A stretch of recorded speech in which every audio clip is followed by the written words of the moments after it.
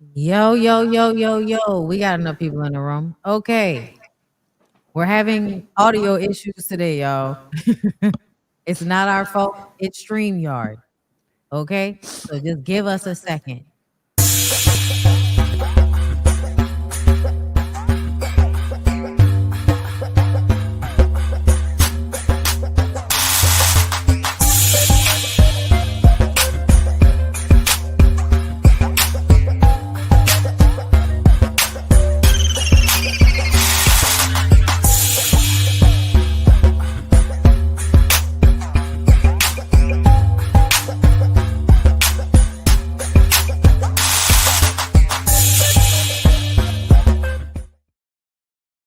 Yo, yo, yo, in the bottom of the room. Ooh, all right. Yeah, hold on. Let me see something right quick. Hey, y'all. Okay. Now I can't hear it. All right, we might have to do some muting in this piece tonight because I muted y'all just to see if I could hear it. When hold up, let me see something. Yeah, Testing 1 2. Yeah, I think it's Jami. I think it's system because it's like it's not a problem if 2 of us are on mic, but when the 3 of us, I think it's when the 3 of us go on mic, they mute the others. Because like earlier, it sounded like it was just you. Then it was like, okay, now it's me and you. Okay, I just unmuted. Yeah, I don't know. We're just gonna have to let it be what it's gonna be. We tried, y'all. I work Okay. on muting though. Okay. Yeah. We'll just see how it works out. Yeah, everybody, we are postponing our live show in Atlanta. We're postponing it, okay? Just for a short time. We're actually going to consider going to another city for the next show. So please just get ready for us, okay? Because we will be back live in front of you next year. All right. With that being said, we're on camera. What's going on, girl? What's Too up, stunned you to all? speak. What's up? Okay. Yeah, y'all, we had to postpone our show. Thank you to everybody that has supported us. Thank you to everybody that bought tickets. Thank you to everybody who plans on coming when we are in a city near you in 2027, God willing. Okay? If his eye is on the sparrow, then it should be. Okay? All right, but we got a cute little show for y'all tonight. Ladies, how y'all doing? Good. Yeah, I'm good. I'm doing pretty Ready good. for weekend. Yeah, what y'all getting into this weekend? Or should I say, Necey, what are you doing this Okay. weekend? No, I'm not doing nothing crazy. I'll probably go to the pool on Friday and then to the mall on Saturday. That's probably it. That's We real. gonna have a little girls' day. Okay. Nice. That sounds real nice, girl. Mm-hmm. Oh, I'll try to do something. They got a pool party somewhere that I could be at, but the way it's been so hard for me to leave out my house, I don't know. It's so hot. It's so hot.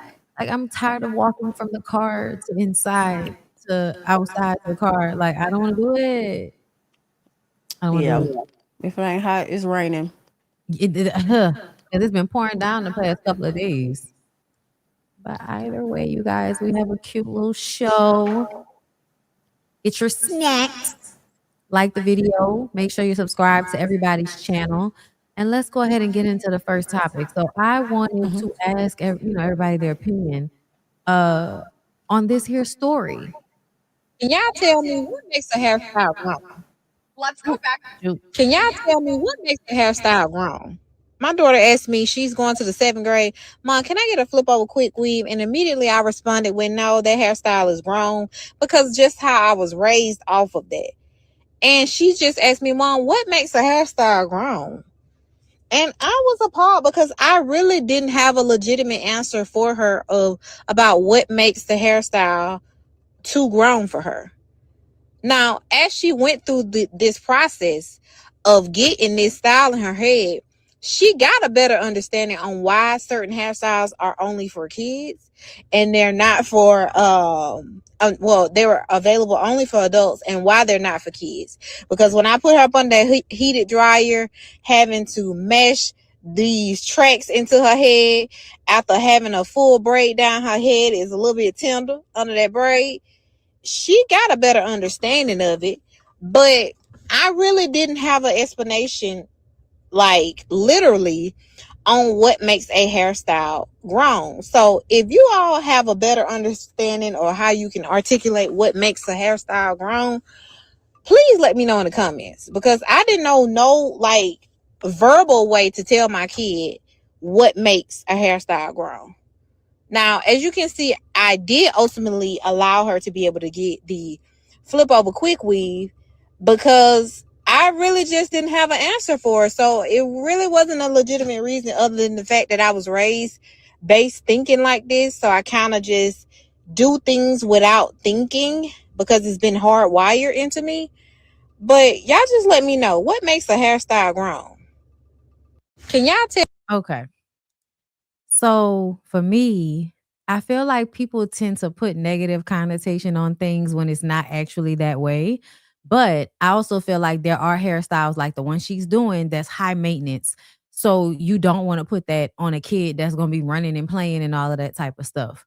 But I also feel like, since when does like long curly hair only supposed to be for adults? Because when children actually do have long curly hair, you don't say they look grown if they're wearing their long curly hair. But I don't know. I felt like the hairstyle wasn't grown to me. But what y'all think? I didn't think the hairstyle looked grown either. When she finished it, I was like, oh, she looks cute. Okay, I like this. You know, a lot of girls her age that are like on cheerleading or dance competition squads, like they may get this type of hairstyle and then they may keep it in for a week or however long and go to school with it. So I feel like it's a common hairstyle. And it makes me think about, I guess, I don't know if it was like, y'all let me know, like that time frame of like the 60s or whatever. Remember the girls would wear their natural hair roller set with like a headband, but it also was like the same style that older women wore too. So it makes me question, like, we've evolved so much with hairstyles of what a child should wear versus what they shouldn't. But when I reflect back, I feel like some of the girls used to wear similar styles to what the adults wore. But when did barrettes come into play? Because once barrettes started to come into play, and you do the little plaits and stuff, that begin to be identified, and the ponytails, that begins to be identified as a child's hairstyle. But when? Because before that, I don't think that's what it was. You muted, Necey. I was thinking deeper about it. I feel like the only way they can make that a kid style is the colorfulness and the balls on their hair, which would be like unprofessional. So that's the only thing that could really make a difference. I don't know. But yeah, I don't think it was anything wrong with the girl's hair, but I do think that there are select styles that can be kind of grown. Like if the girl had a damn 14x6 or whatever the hell frontal on without having a hair issue to where she couldn't grow her own hair, I would absolutely say that was grown. Or a 30-inch bust down, platinum blonde, something unnatural, like a hairstyle that's meant to attract and look good, I would say. So altering your hair in a dramatic way, that's kind of grown. But I don't think what this girl had was grown. I think it was age appropriate. Ish. I wish I could find because I saw it earlier, but I didn't save it because I wasn't planning on talking about it. But it reminded me of all of the girls in New Orleans from different high schools, doing different things with their outfits. Plaid capris and the vest and the skirts, and like, it's cute, and it's just I feel like allowing them to be expressive even with their uniforms. I like that. And I feel like it's something I'm paying attention to, is the way we want young people to remain young, even though they're not remaining young. They are growing. They are like getting older. And I do feel like there should be some fostering of what a young woman's beauty should look like while she's still in her parents' household. You know what I'm saying? Like, I feel like your daughter shouldn't leave your house not knowing how to make herself beautiful and attractive as a grown adult woman, because she will be that. And I feel like sometimes because women are trying to make sure their girls look like children all the time, you're not even giving them like this very important part of them growing into a young woman, which Right. is, you know, knowing how to adorn themselves in a way that makes them feel good, you know? Damn, I wish I could find it. But Yeah. people going in on them girls. Talking about they look grown. And of course, a lot of it was because they had weaves, but it's like, I mean, it's not 1990 anymore, bruh. Like, that's what everybody's wearing. I think it's, you know, it's kind of crazy sometimes when y'all look at girls that are like 14, 15, 16, and you think they're not supposed to have some of the same hairstyles that grown adult women have. Like, come on, bruh. Like, they're not 9. Ooh, and somebody made a really good point about how as soon as your fucking son is like 8 or 9 years old, you dressing him like a nigga you won't fuck with. You know what I'm saying? Not And even 8 or 9. Ooh. Not even 8 or 9. The youngest I've seen is okay. Y'all tell me how y'all feel about this. This might be controversial. For little boys that get their ears pierced, if you were to have a son that had his ears pierced, at what age would you get it done or let him get it done? Like, what y'all think is the youngest? I feel like it depends on him when he can talk and tell me. More so, I would say like the junior high, high school range primarily. I wouldn't do it any other time younger than that. Yeah. Bondy, what you think? I don't know because, like, you know, we come from people that will pierce one ear on a boy just like they'll pierce two on a girl. You know what I mean? Like, they do that sometimes, especially down here. For And newborn babies? yeah, if Okay, it's a that's little something I ain't boy, never seen. like, oh, by not newborn, but by like toddler age, yeah, he got a Yeah. little earring. Yeah. Yeah, They I've do seen do that. I've seen newborn boys get like just that one. They'll get like that one ear piercing, like that. That's what it used to be like back in the day. That was the thing, Yeah. like that one ear piercing. Yeah. Yeah, I thought that was for like teenage and adult boys, not babies. I Huh. mean, it's an ear piercing. I think that's how everybody thought about it. Like, you know, Yeah. I want them to have their I ear. guess I'm thinking when I say I've seen young kids, it's like, the big square cubic zirconia earrings on the baby ears, or like the hoops on the baby ears. Like that's I'm saying baby, I'm saying like a 3 or 4 year old. That's a bit much. And that's what I'm saying. Cause like I don't think anybody thinks about how y'all are kind of dressing these little boys to look like grown men in some respect. Like you putting little chains on them and they got Mm-hmm. plain tee with their jeans and whatever expensive shoes. But when it comes to the little girls, y'all want them to have barrettes in their head their entire life, no matter how much they get made fun of for it.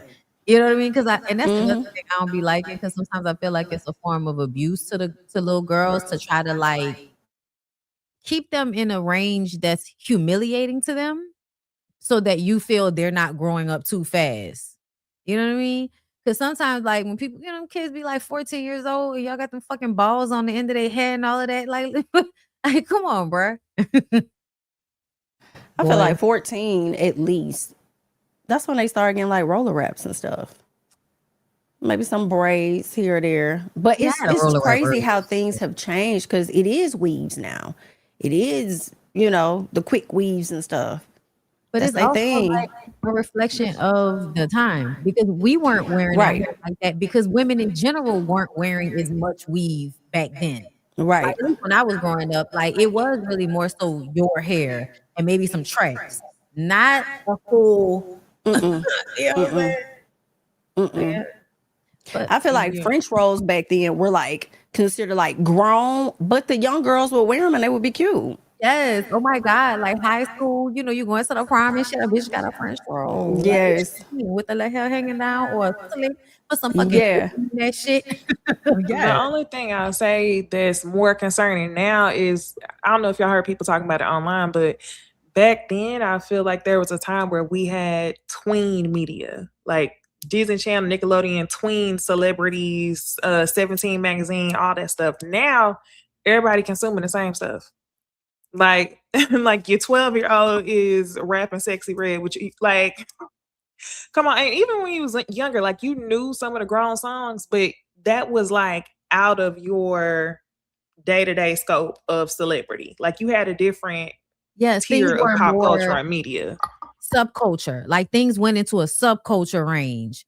And yeah, that changed. That definitely changed. I also feel like a lot of the shit that was preteen stuff, now we find out that y'all was actually like, being creeps about the preteen stuff that was going on. When I found out about Limited 2 and like why we, what I'm saying, started liking certain things, the way I felt Wait, when I what happened with Limited 2? Limited 2 and Bath and Body Works and all of that was owned by what's the guy who was in the Epstein files and stuff? I I cannot forgot. think of his name, but we did talk about it before. Yeah, I can't think of his name. somebody, but he owns those companies and he was like personally in charge of Limited 2 and the aesthetic, and that transitioned into, I think, the Victoria's Secret, and then what happened with the pink and Victoria's Secret, and people had to complain about that in order for it to change because y'all were basically marketing sexy lingerie to teenagers. And like that's kind of inappropriate. We're not supposed to be perpetuating sex for minors. The fuck? Les Wexner. Yes. It's crazy. Okay. So I wanted to get into Real Housewives, y'all, because it's so much shit going on with the Real Housewives. So I definitely wanted to get into that first. Okay. So this is the season finale of the show. Hold up. Where's my I know I got a graphic somewhere. When y'all look back on this season, did you enjoy it? Can I do that in a rating? Yes, please. I would do that as a 7.5. I did enjoy majority of the season.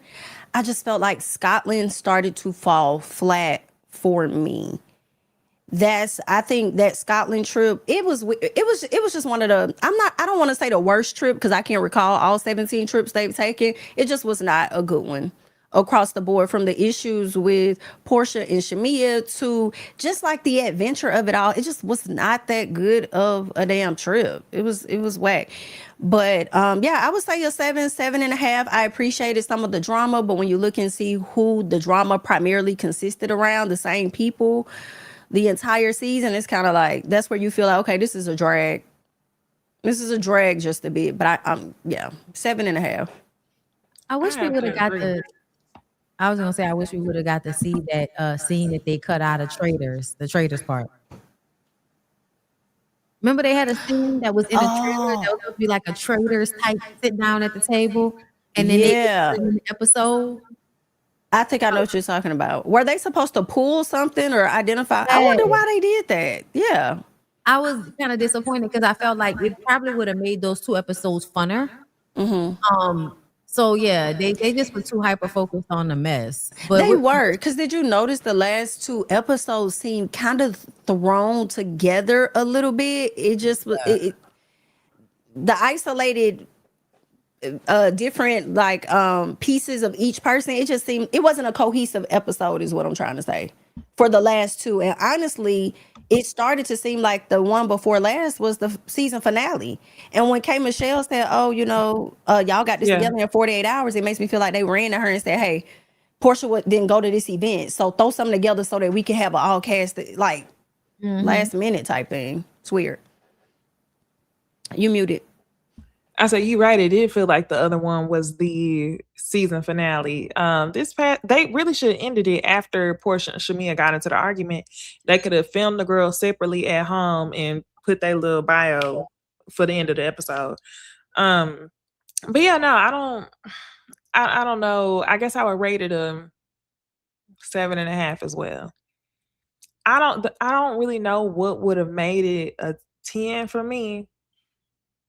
I might even give it an 8 shit, because Shamia really made the season by showing up when she was met with adversity. Even if she did end up looking stupid trying to, oh, hey girl, will you come to my party? The season wouldn't have went nowhere had Shamia complied or had Kelly complied. So I have to say I'm really impressed with the season. Yeah, I am as well. I will also give it like a 7. I'll give it a 7. And the reason why I feel like it could have been better is first of all, I feel like we could have like made more eventful events. I feel like they are cheapening out on that. And I feel like it's because y'all relying on these women to throw events instead of people hiring somebody to, kind of put together the events that each woman should have. At this point, Atlanta Housewives is one of their most lucrative shows. They really should be putting the money behind them so that they can have better experiences and it's not all on them, because the reason why they're housewives a lot of the times is because they're not creative in other aspects. Like, let's just be real. Okay. They have good, they have good personalities for TV. That don't mean they know how to put together a good event, girl. So yeah, That spot was crazy. That Portia took the girls too. oh my God. Didn't look into it at all. You didn't go and look and see what the spot looked like before you brought them there at all, but was standing there taking so much credit for the trip being nice. I was like, girl, that was all Phaedra. Please stop. The whole budget went into the damn Airbnb castle and nothing else. Because they didn't do nothing else that cost money. Shit, they went and walked a cemetery that looked like was free. Girl. Girl. Yeah. No. Shameful. And then because they didn't want to fight for that at that last dinner, we didn't really get much resolve from that, even though I feel like the cast members was trying to get some fucking resolve from that shit. When Pinky said 2 times, yeah, we just finished talking about y'all the other night. Portia said, I'm not gonna do that. After much, talk, I feel like her sister and Phaedra convinced her not to make a scene. I also feel like, what you gonna do now, bitch? Like that shit you did on social media today was so whack.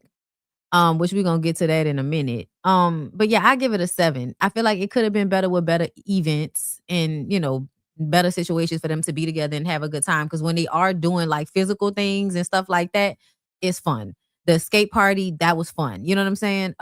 So yeah, they have to just get better at doing better events. But I love this cast. I'm gonna just be honest with you. Like the more I sat with it, the more I really liked the placement. Right? Like I like the fact that K. Michelle is weird and funny and also problematic.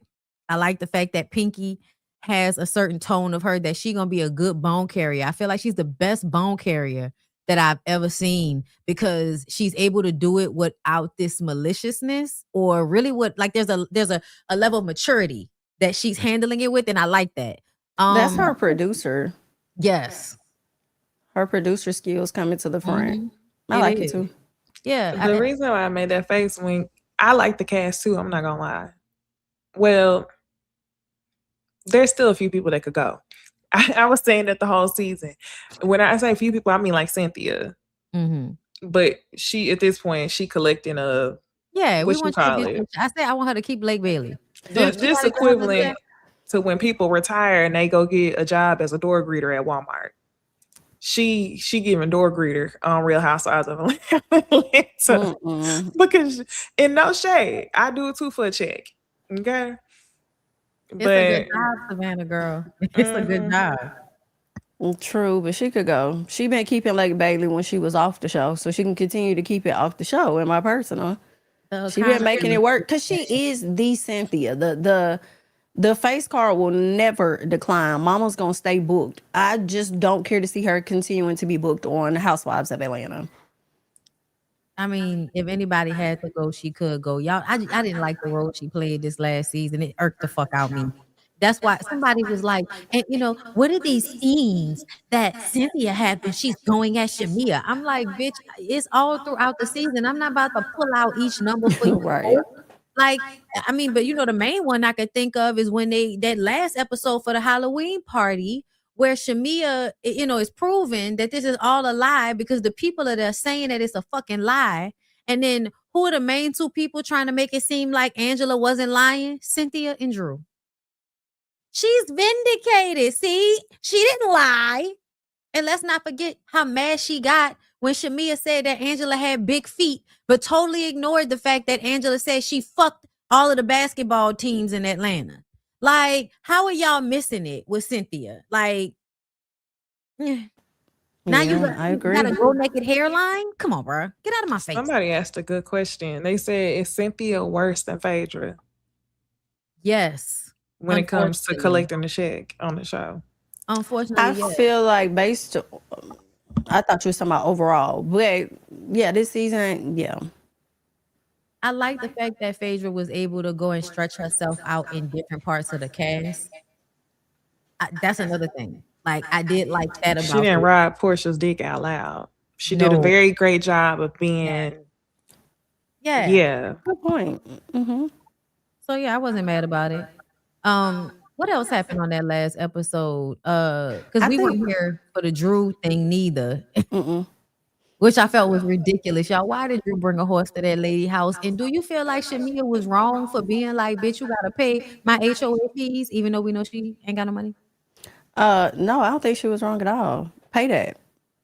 Pay that. I noticed when she asked Drew how to get my address, Drew said, "You acting like I made the horse poop on the land or whatever." I said, "Oh, I noticed that you avoided the question that she asked you." So now I do wonder, did you have something to do with that? Did you bring the horse to that lady house? Because it was just so weird. It was just, that was just like an Because she entirely tried to weird say a thing. man sent it, right? Yeah. Yeah, Terry sent it. That's what I mean, and it's possible because I started to question, how did he know about Pinky's event? Because Drew was looking like she was surprised he was there. So is there somebody else in the group that keeps bringing him? Or is it It's like her? it's her assistant Walter. That's who she keeps saying that it is.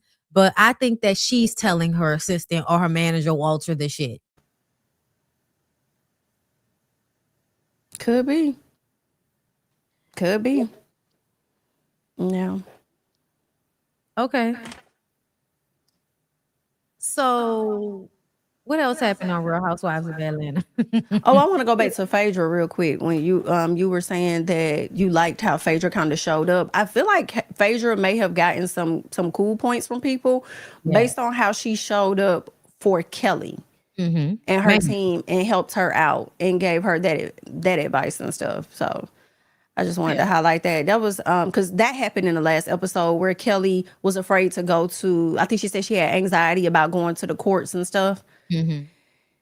Absolutely crazy. And I feel like Angela is gonna try and throw that up in her face. I feel like she may have thrown up like the marriage thing or not having a man or something like that in her face recently. And it's like, now that you know she may be in a financial bind because he's not helping her out. Now, what are your thoughts on that? Because the man, 30,000 in debt. You talking about all these court cases she got, but the man is going crazy just suing any and everybody. And now he's suing the damn county. So are your thoughts going to change on that? Or are you still going to be on Kelly head? We shall see. We shall. I hope Kelly meet her every chance she get, but Angela has been wearing Kelly ass out. I'm not going to hold you. When she said her boots are high, she said as high as your bills. Yeah, she did. I was like, Wear her damn, bitch, why you taking it that deep? We was just talking about shoes, bitch. I hated how she said something about 70,000 something in your teeth, but you homeless. She said, you homeless bitch. What she say? Is that what she said? Something like that. But yeah, she was on threads with everybody else. Yeah, I'm over Angela at this point because to me, everything she says, it could also be said about her, and she really just fucking lucky that nigga ain't left her yet. We know that there's an echo, everybody. I don't know what y'all want me to do about it at this point. I'm sorry. Yeah. Jamie, I asked if you could try to put your earphones in to see if that was the issue. Cause I feel like it's really only happening when let me find some, because I haven't used any. Let me see if I can find my old ones. Give me 1 second. Okay. I did want to ask how y'all felt about Drew acting like Black and her mama was cool like that, and you surprising your mama with Black coming to her birthday party. I was like, to me, this even more validates me feeling like the fakery with her as it pertains to that The man. relationship. Yeah. Yeah, they was friends. That was it. I mean, just as she said, right?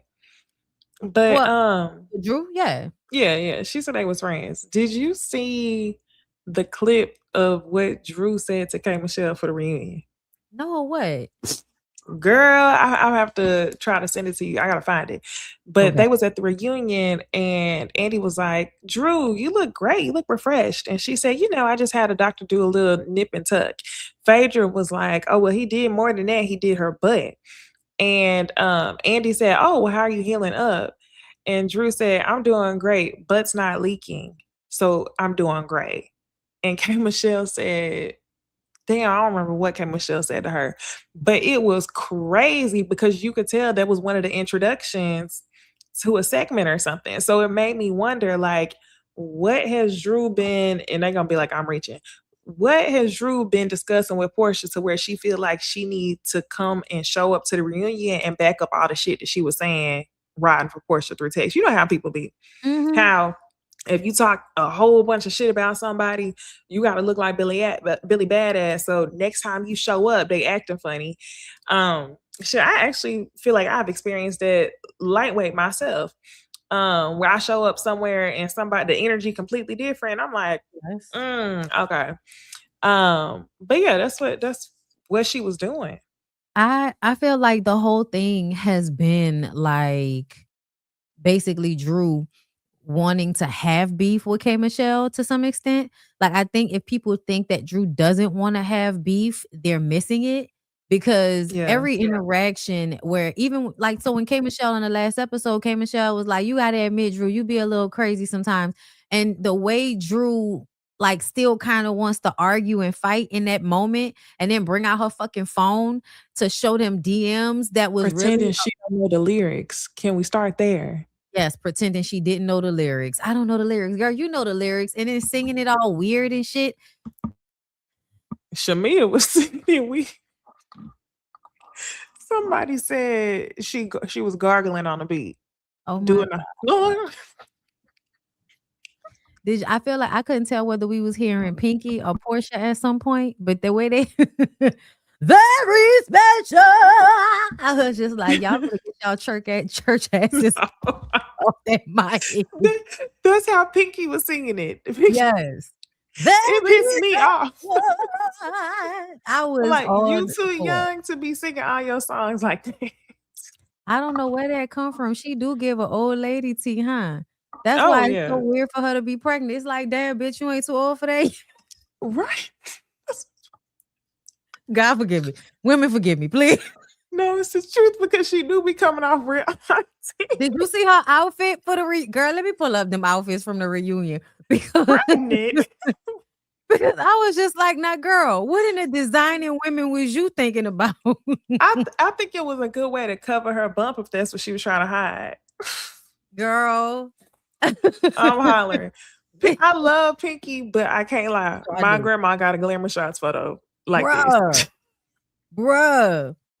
Lyric 70-year-old mama, I'm sure, has a catalog right now next to her door with this exact ensemble in it. You know, these come from the magazines where you could get the outfit, but then you could also get the curtains and the bedspread. That is crazy. It definitely gives regal. It does. That's a good word for it. That's a good word. Regal. Listen, all I saw was Sugar Baker shoulder pads, baby. I loved it. She looks beautiful, but it definitely gives. Now I can't believe that you really done came down here with a baby in your belly. I'm every woman. Listen. That's what she walked out there too. Girl, let me leave it alone. She looks so pretty in the face though. I don't know. Y'all didn't like the outfit? It's not bad, but it just looks matronly. It does. Exactly. I agree completely. It's not a bad outfit. She looks regal. Why you said this? Why you said this? That matronly stud is insane. This is terrible. My God. Yeah, I do. I think her hair, I think her face looked good. Yeah, I wasn't crazy about the outfit either. I know she was trying to hide and conceal that pregnancy though. Why? She was gonna tell us about it. You said what? She was still gonna tell us about it. Yeah. Damn, Jamie, did you find earphones? No, I found mine, the wired ones, but when I plugged them into the Rodecaster, I wasn't hearing that. So now I went and got my Bluetooth, and I'm trying to connect these now. It might, I don't know, it could be a delay. So I'm in the middle of connecting these now to see what happens. Okay. I just wanted to make sure that you hadn't done it and it was still doing it. Okay, I Okay. was connecting. Okay, so it's working. I don't know if it's gonna be a delay or not, but we're gonna see. Hello. Can I you don't still hear hear the anything. echo? Testing. 1, Okay. 2. No. It sounds good to me. Okay, Testing cool. 1, 2. Okay, good. All right, we got it. We're good. I was the culprit. It was me, guys. Okay, so let's go through the Ooh. looks All since right. we here. I loved it. I think she looks so pretty. Yeah, of course. She That was envy beautiful. I green didn't was like great the. on her. I feel like I didn't like the two cutouts on both sides. I felt like she really could have went without the fur shawl type of thing, but at the same time, it worked, and I think her poses is what really worked for her. Like she did a good job. Yeah, I Yeah. I will love say it. overall, real Everything. good. It's given looking for a few good men, which I think might have been the tone.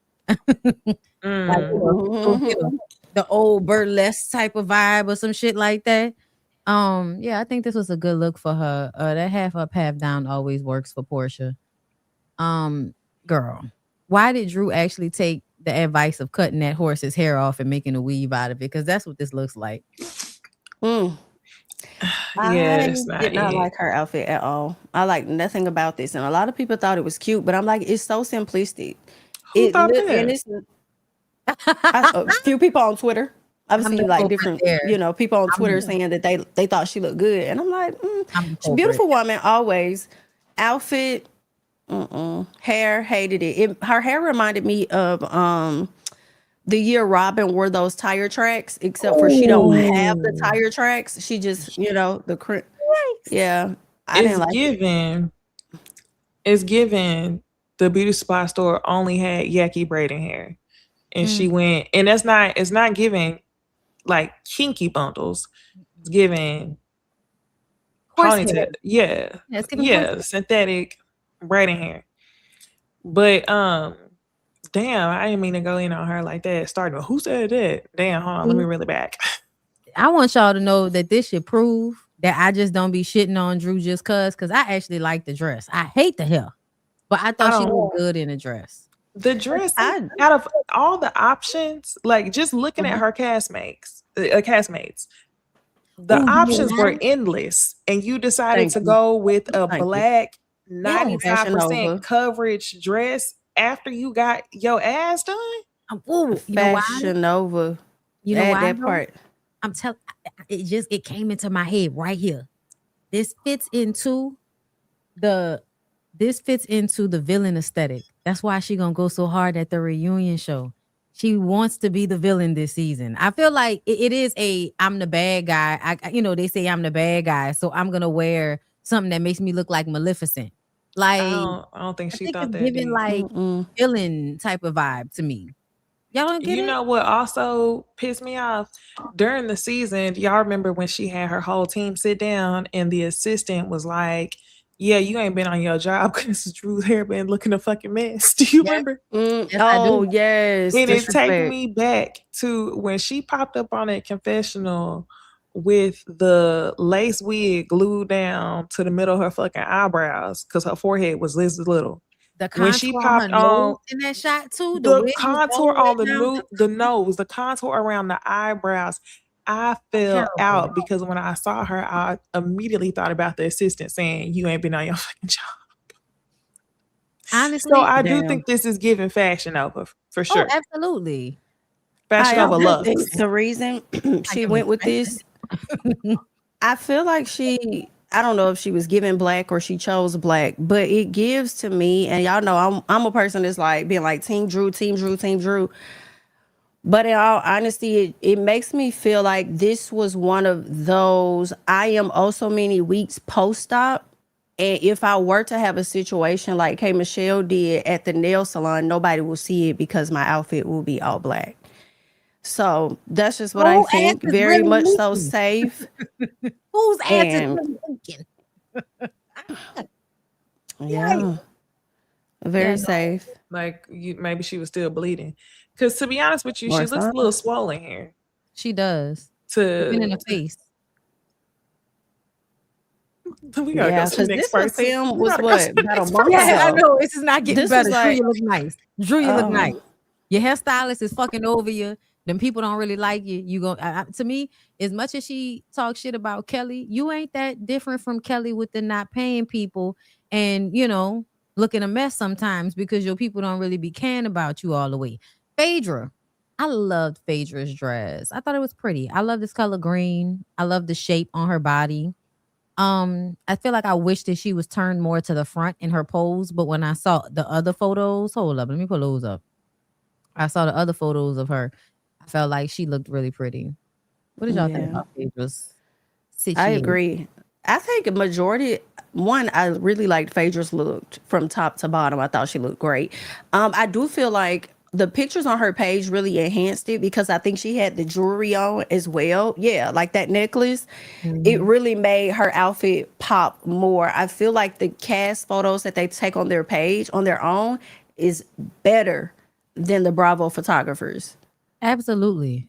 I'm honestly, I I said love I it. was glad that they did this photo shoot with their looks and kind of show where they got everything from. Hold up, let me go back because Bonnie, it's Where's it not gonna from? change for us. I I No, seen I was it. I was leaned in. trying to recover from how we went in. I was Where's just the dress from? I need to know. I thought that if we saw a different picture, that we might feel better about it. Oh, I'm sorry. I'm sorry. Okay, Kelly. Wait, scroll to the right. It said where the dress is from. Oh, Is that for Kelly or Drew. dress? This is from Drew. Yeah, Drew. David, comma. Okay, I'm about to look that up. You look that up. I'm gonna come back here because these pictures are, easier to look at right now. Shamika as, as That's Erica De what Niro. that's Erica De Niro become. I have not been able to She stop be wearing calling her that. Shamika out. She be wearing Shamika. that out. I actually love this, especially in the photo shoot. I know people probably didn't like it. I did. Where's the picture? Shit. Yeah. I feel like this was a bit better. It's the back for me. It's the no back fat and then the butt fat, like, and the look over the shoulder. I'm like, okay, Shamil. Yeah, I thought this was beautiful.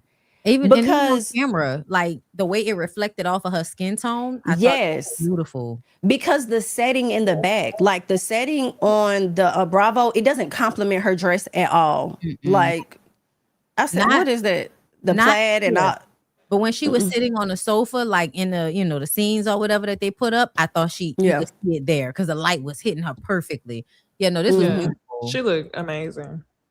Yes. Yes, But Shamika. it We was like another picture of her I saw where I didn't know how I felt about her hair. But I don't know why I would have thought it because it looks good right here. Mm-hmm. let's go back to that other one so we could see right quick with the back. It was like a bun or a ponytail. I can't tell. Yeah. Mm-hmm. Yeah, we needed a wider shot. All right. So after Shamika, Angela. I like it. I think it's Mm-hmm. beautiful. I agree.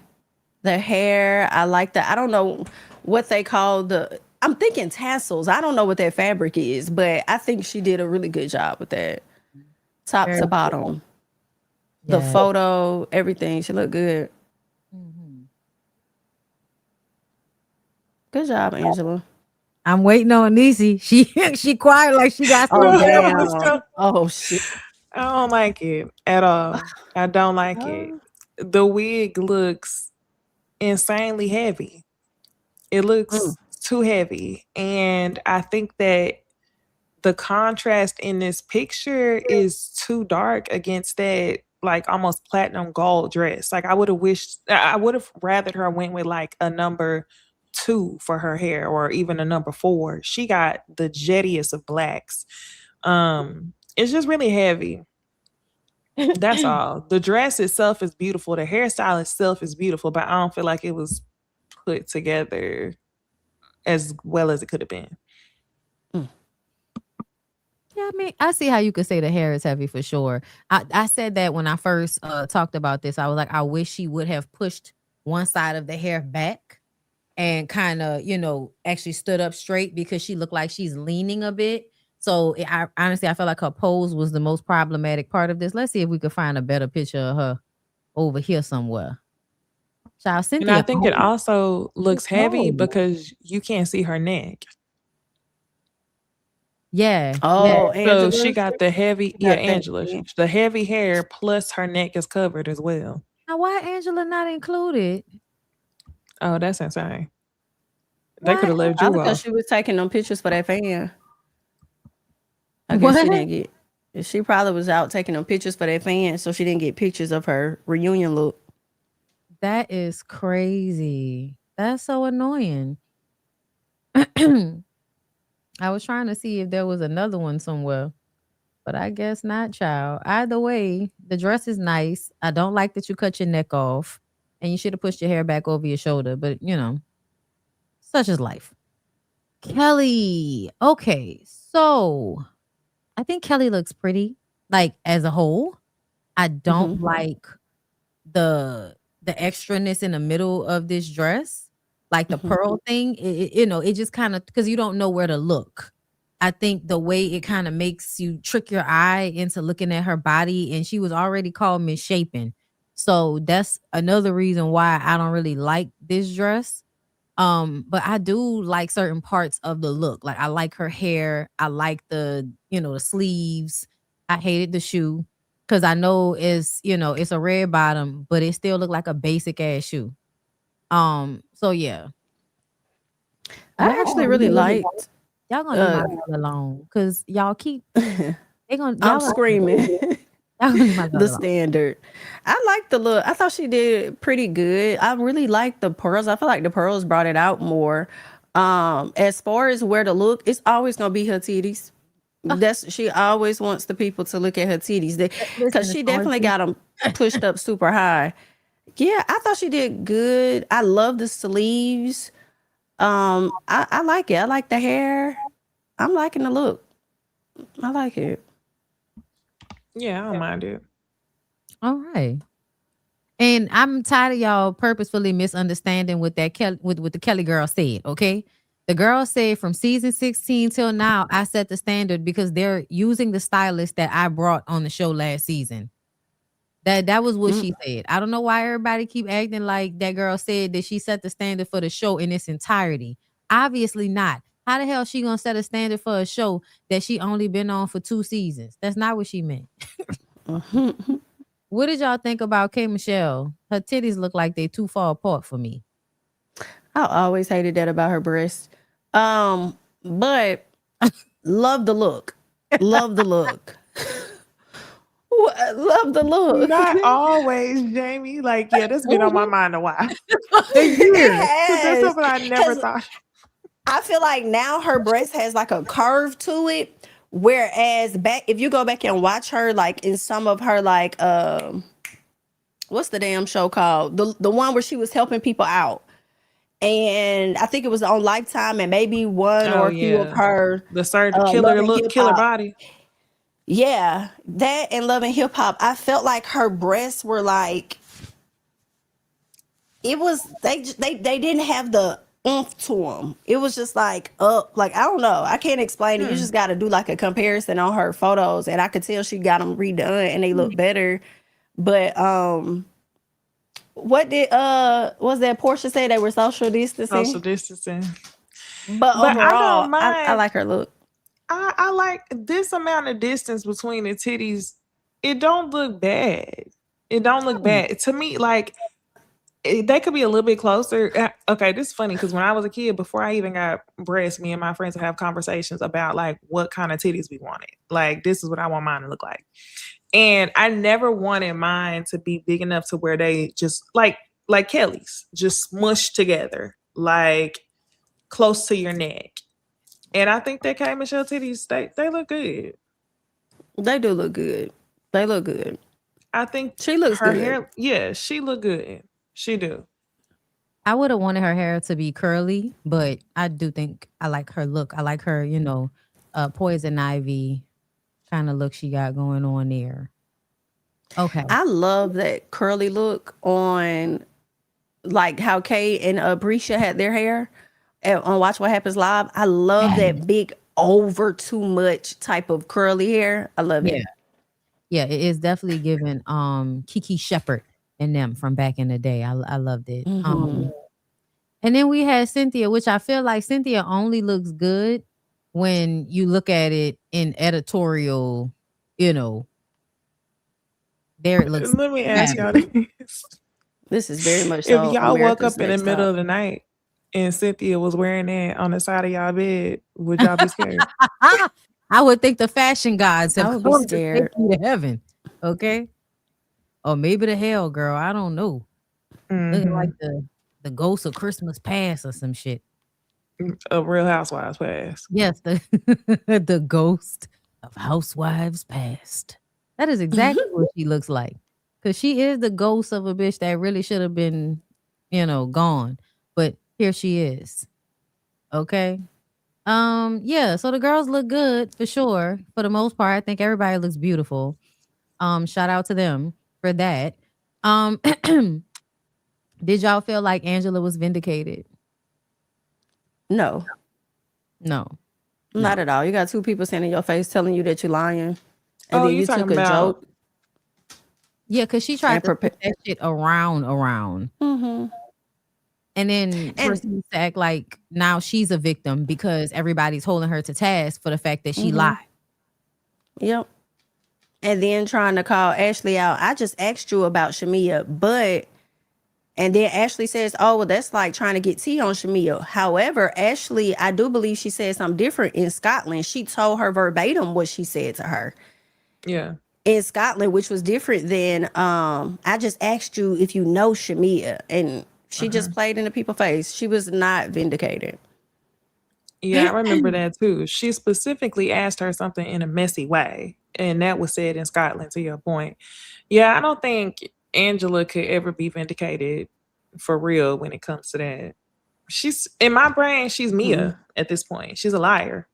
And Yeah, I I was gonna even think say she she was lying on losing. Phaedra. This confirmed Yeah. that first season, she was lying on Phaedra. And it makes sense because she already had that locked and loaded when she said she brought up something, not this season, the previous season's reunion. She said something about this is exactly, you remember she did the shit to KANDI. Remember she said that? Yeah. So she already had it locked and loaded. Yeah, she brought that up as But a way she to know make it seem KANDI. like she was right. I'm surprised they didn't say that. Yeah, I don't think she that know wasn't the only KANDI. time she brought up KANDI. Well, I mean, their kids went to school together. That's what they said, but that don't mean they actually know each other. Well, Right. somebody said that somebody in the comments of a video, a random person, said that KANDI and Riley and Angela and her daughter tried to do a mommy daughter podcast and they stopped doing it. I never heard of it before, but that was a comment that somebody left. I could have sworn Shamia responded and said, "You don't even know KANDI." When Angela said whatever she said to her, like, "Oh, you trying to be like KANDI? Or you trying to some?" And I thought Shamia said, "You don't even know KANDI." Maybe. I don't recall. But yeah, she lied on Phaedra too. And she's losing credibility. So What good did y'all luck. think about her and her daughter? Because I was still confused. I was like, so what happened? It was given the daughter was a problem. Like I was saying, to me, it was given the daughter was a problem. Because the daughter comes on and says, I finally see what you mean. I see what you were saying. Marriage is hard. But the conflict earlier in the season wasn't marriage is hard. The conflict was you don't create a space for me to tell you that I'm married to this girl. Right. So it's like, what was it? So why is the daughter like, oh, I see where you coming from. It's hard. And then when you see the girl, because I was fully expecting her to be with a stud. And that's why I was like, her to be with somebody, black. Black. That's what I was thinking too. So yeah, same. Yeah, so when she said, I mean, when I was telling y'all, them kids know she gay. Them kids did not know she was gay. Like they literally look like homegirls. And yeah. I mean, I feel like they know because they overheard conversations and kids are not dumb. Because the kid was on camera overhearing y'all conversations. So I only imagine what them children know that y'all think they don't know. But Yeah. I don't know. I That think I think two things could be true. I think it's possible for them both to have been the problem. I feel like Angela could have created a space to where her daughter wasn't comfortable coming to her about it because she told damn near everybody but her mama. And I feel like Angela's response, her comeback to that was, I only wanted to know because one, you're my daughter, I care about you, and marriage is extremely hard. So now the daughter's coming back around to say, you was right, it is extremely hard. But I don't think it negates how you may have shown up in the beginning that made her feel like she didn't want to share that with you to begin with. Because when that girl said, you really want to talk about it? You want to talk about it? Angela said, I don't want to do this. I don't want to do this. Yeah. But you're right. You okay with blasting your daughter out if that's the case, but you don't want to get that in return from your daughter. What Okay. the fuck is up with her and Charles though? And I feel like that's an aspect of the situation with the daughter that we're ignoring. And she annoys me because that, like, if you're gonna be with an ornery man, please stop looking to that ornery man to emotionally support you in moments like what I'm saying? Like you don't know who he is. So in that moment, she turns to him and she's like, well, I mean, you don't have anything to say. I feel like I'm having this conversation by myself. And then you're like, you are having this conversation by yourself. Girl, why are you turning to him, asking him to say some shit? Like, what is that? I just felt, like that's your daughter. That's your daughter. What do you want him to say about this? And it just reminds me of women that be trying to force their husbands to be a father figure in their kids' life that that man actually is not. Like, yeah, financially, but emotionally, he don't have it to give to his own kids, let alone his stepchild that's not even really his. And you have to have a level of separation.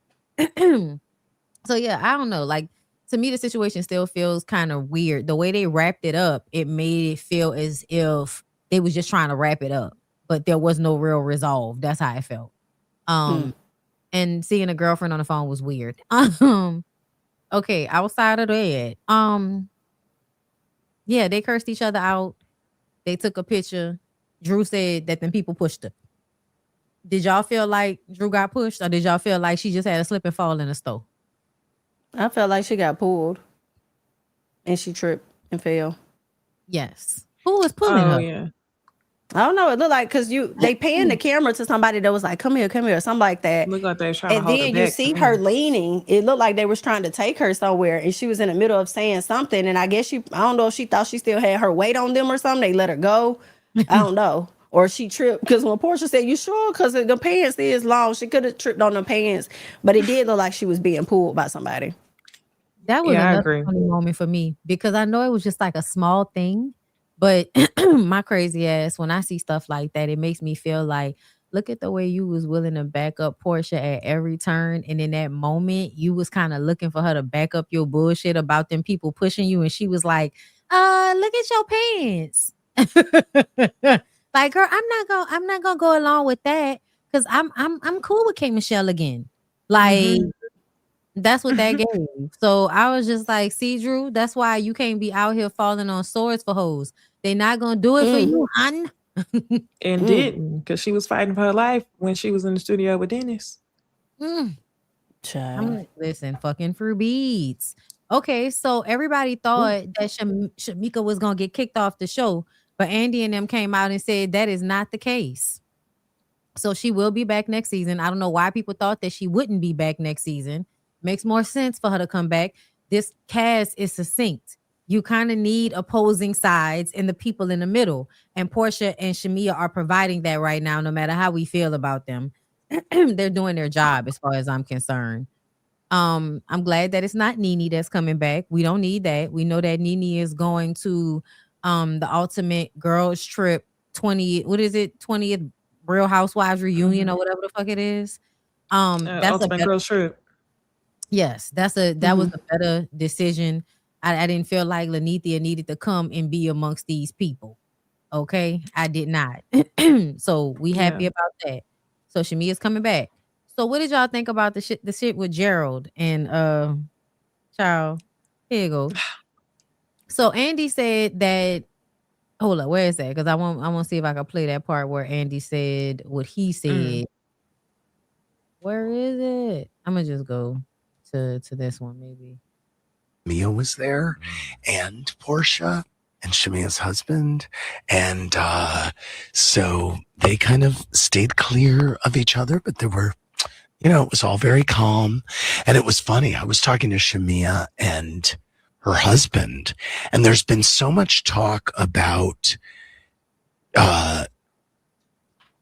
Portia. The narrative has been that Portia didn't want Shamia to come on as a housewife. But I was saying to Shamia and Gerald, I said, Shamia, something that's not been discussed much, which to me was always the big barrier of you joining the show, was that Gerald wanted nothing to do with it, and he didn't want you shooting at your house, Sterling Hall, and that was the case. Also, that was part of the real story about why Shamia was not a housewife sooner. And I was saying to Gerald, I said, when you show up, it's really great, and it was nice. I had never met him. The HVAC king. He's the HVAC king. And I have to say, Shamia was there, and Portia, and Shamia's husband. I can't hear you, Bondy. You muted. He's so creepy. That's what his voice is so creepy. I Gerald almost said, didn't listen to this earlier because he pissed me off whispering. I was like, why the fuck is he whispering? like the kids in the background or something. Thank you. Gerald said it was great meeting Bravo Andy last night. I have always supported my wife and children being on the show as well as them filming in our home. I will continue to support them. Hold up. Shamia said, thanks, babe. Last night was a time. My husband has never had a problem with me filming at our home or with our children. He just never wanted to be on the show. Then here come Portia, because she ain't got nothing else to do. She said, now you're implying Andy is lying for the second time? Like, girl, give me a fucking break. First, Andy already confirmed that I tried for years to get you on Real Housewives of Atlanta as a full-time housewife. Second, Andy is saying that the real reason, which hasn't been discussed until now, is that Gerald don't want you filming in the home. Yet here you are saying that Andy is lying again. You are the liar, steady stirring false steady stirring false narratives, shaking my head. This was a bunch of fucking projection. Because to me, you're the one who husband didn't want them filming in that fucking house. That was your name. Okay. I feel like there is some truth to the fact that Gerald didn't want her on the show full time and didn't really want to be on the show himself and felt like he would have to be in order for her to be on there full time. But the way Andy put it, I feel like Andy is low key on Portia's side. Like, in a lot of, he's on Portia's side. So there's a level of, to me, I can't trust nothing you're saying anyway, because I think you're just gonna say shit sometimes because people think that you're like you have some integrity in this situation. But to me, based on all of the years of how you've acted at reunion shows, acting like you don't know what the fuck going on when it suits you, I'm sorry. Andy's full of shit. And Portia, shut the fuck up. Yeah, I think it's a little bit of both. But I could care less about which was true because Shamia on the show and Gerald has made appearances. So why is this even a point of conversation? But the main thing I took away from this was if I turn on my little linguistics analyst brain, you see Portia say you lied on Andy for a second time at the beginning. That's the first thing she says. And then one of the last things she says is you saying that Andy is lying again. So the main point that she wanted was Shamia called Andy a liar, fire her. I'm like, girl, shut the fuck up. Like, I don't know. To me, it was just a horrible attempt to try to tattletale on Shamia to get her kicked out. I agree. It's giving just that teacher's pet turned tattletale for sure. And it's also just very clear about how Portia has been playing. She filmed the entire show acting like she ain't been doing nothing. And here she is. I feel like she's showing her hand. You can't stand Shamia. You don't want her ass on the show at all. And in this comment, she showed her hand with that first sentence. Right. And then, but you so full of shit because you try to act like it was a lie. I've been trying to get you on the show for years. Then why are you trying to get her off the show right now? Because that's what you're trying to do in this moment by saying she's lying to Andy. You're trying to get her kicked off the show. That's even more evidence that you didn't want her on the show. And I feel like that is partially the reason why she didn't come on this show. She may not say it, But I think it was like a nonverbal thing where you could tell your friend not gonna really want you to come on full time. So you gonna say is, oh, Gerald don't want me to really be on the show. That's because he don't to some extent, but also you didn't. And I think she was taking like a leap. I also feel like Shamia didn't know when she signed on that Portia was gonna be on the show. That's what I believe to some extent. Because when we remember, Portia was like a last minute decision to come back on the show and said, oh, Portia Guabadia is going to be on Real Housewives. That was after I think everybody had already, decided that Shamia was going to be on the show. So and that might be part of the reason why it was a last minute decision. Like, this my house, bitch. Yeah, absolutely. Can we talk about her hiring that fucking paid Ready to Love actor to come on and do some scene work this season and then leave and pretend that she was really split between choosing Mike or Sway? And the most easy, this was a Tyler Perry written ass script. Oh, he wants me to have a baby, so we can't be together. Country Wayne How simplistic. Yeah, I can't even say Tyler Perry because at least he got plots in it. Like, and they both were actually on Country Wayne, right? Who? Sway and Mike both have been actors on Country Wayne skits. I almost feel like she went there to pick out somebody because they could play this role. That's crazy. Yeah, this was a plot. This was a scheme that Portia came to us with the bullshit this season. So it's funny to me that Portia didn't have to do anything to be the villain. She had no storyline until she was forced to have one when Shamia threw a hissy fit for not being able to be her friend.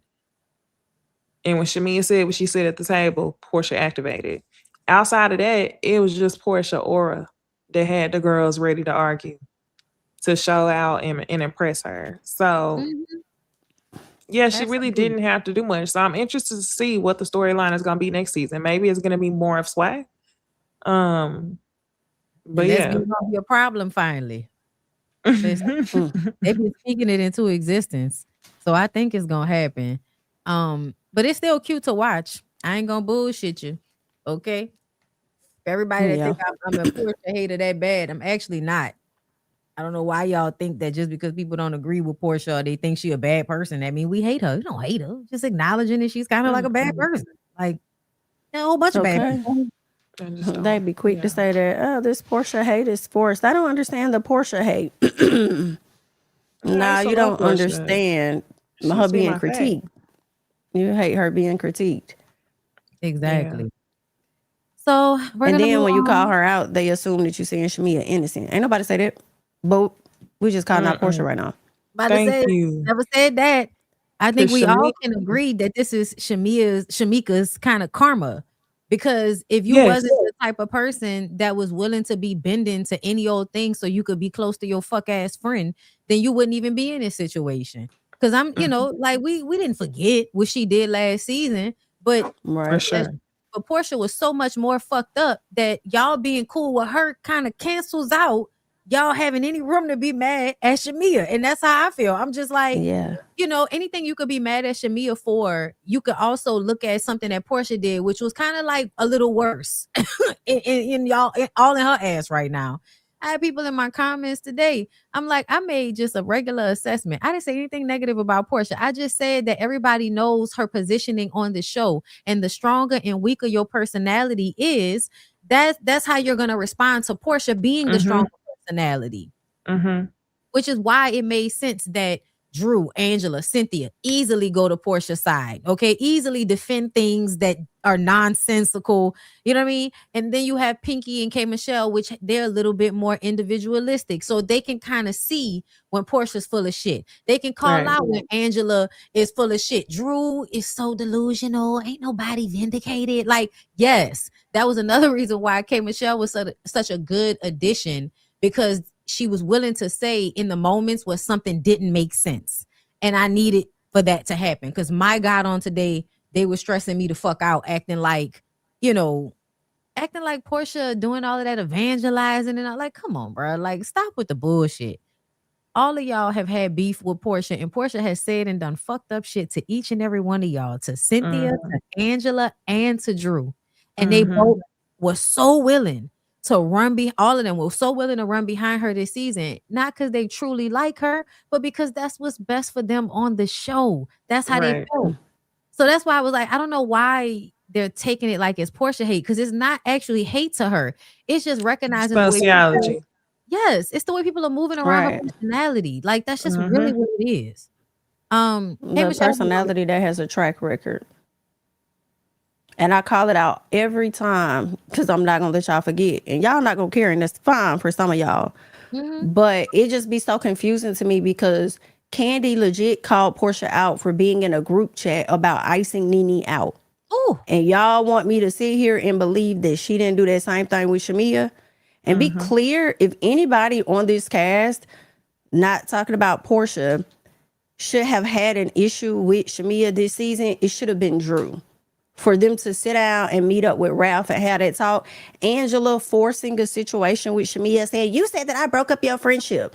Girl, you know that you don't even believe that. You just wanted to use that as a reason to come after her. But outside of that, that girl, she ain't really gotten in with nobody else to me, except for Drew. So if they had their ons and offs this season, that to me made more sense than anybody else. It's crazy. It is. It is what it is. So what did y'all think about this? Carlos said that Giselle is to Real Housewives of Potomac what Nene is to Real Housewives of Atlanta. I won't be explaining any further. I think they use this picture of Nene? I don't know. That's a good question. Out of all her photos, why would you use this one? Maybe they liked it. Maybe it was the first one they grabbed. Then you know what they're trying to do. They're trying to get people in the with comments the talking about, she's bleaching. She's skin bleached. That's what they want in the comments. Good point. They shouldn't be upset about that. The reason why she might even be doing that is because y'all value light-skinned people so fucking much that you think that somebody that has no one-liners, is not entertaining, and has never really fully had a season where they had a storyline since the season 2 that they was on the fucking show. But somehow they get to be compared to one of the most quotable, famous housewives of all time. It's disrespectful. I honestly, I find it to be colorist that y'all can compare these two people, because what the fuck are you talking about? What Giselle has done nothing that is even close to what I can't quote what she said. Can you give me a Giselle quote? I'm trying to think. I can, but I don't want to say it because what is it? Because I really rock with this person heavy. What and it's say? Not even that big of a thing.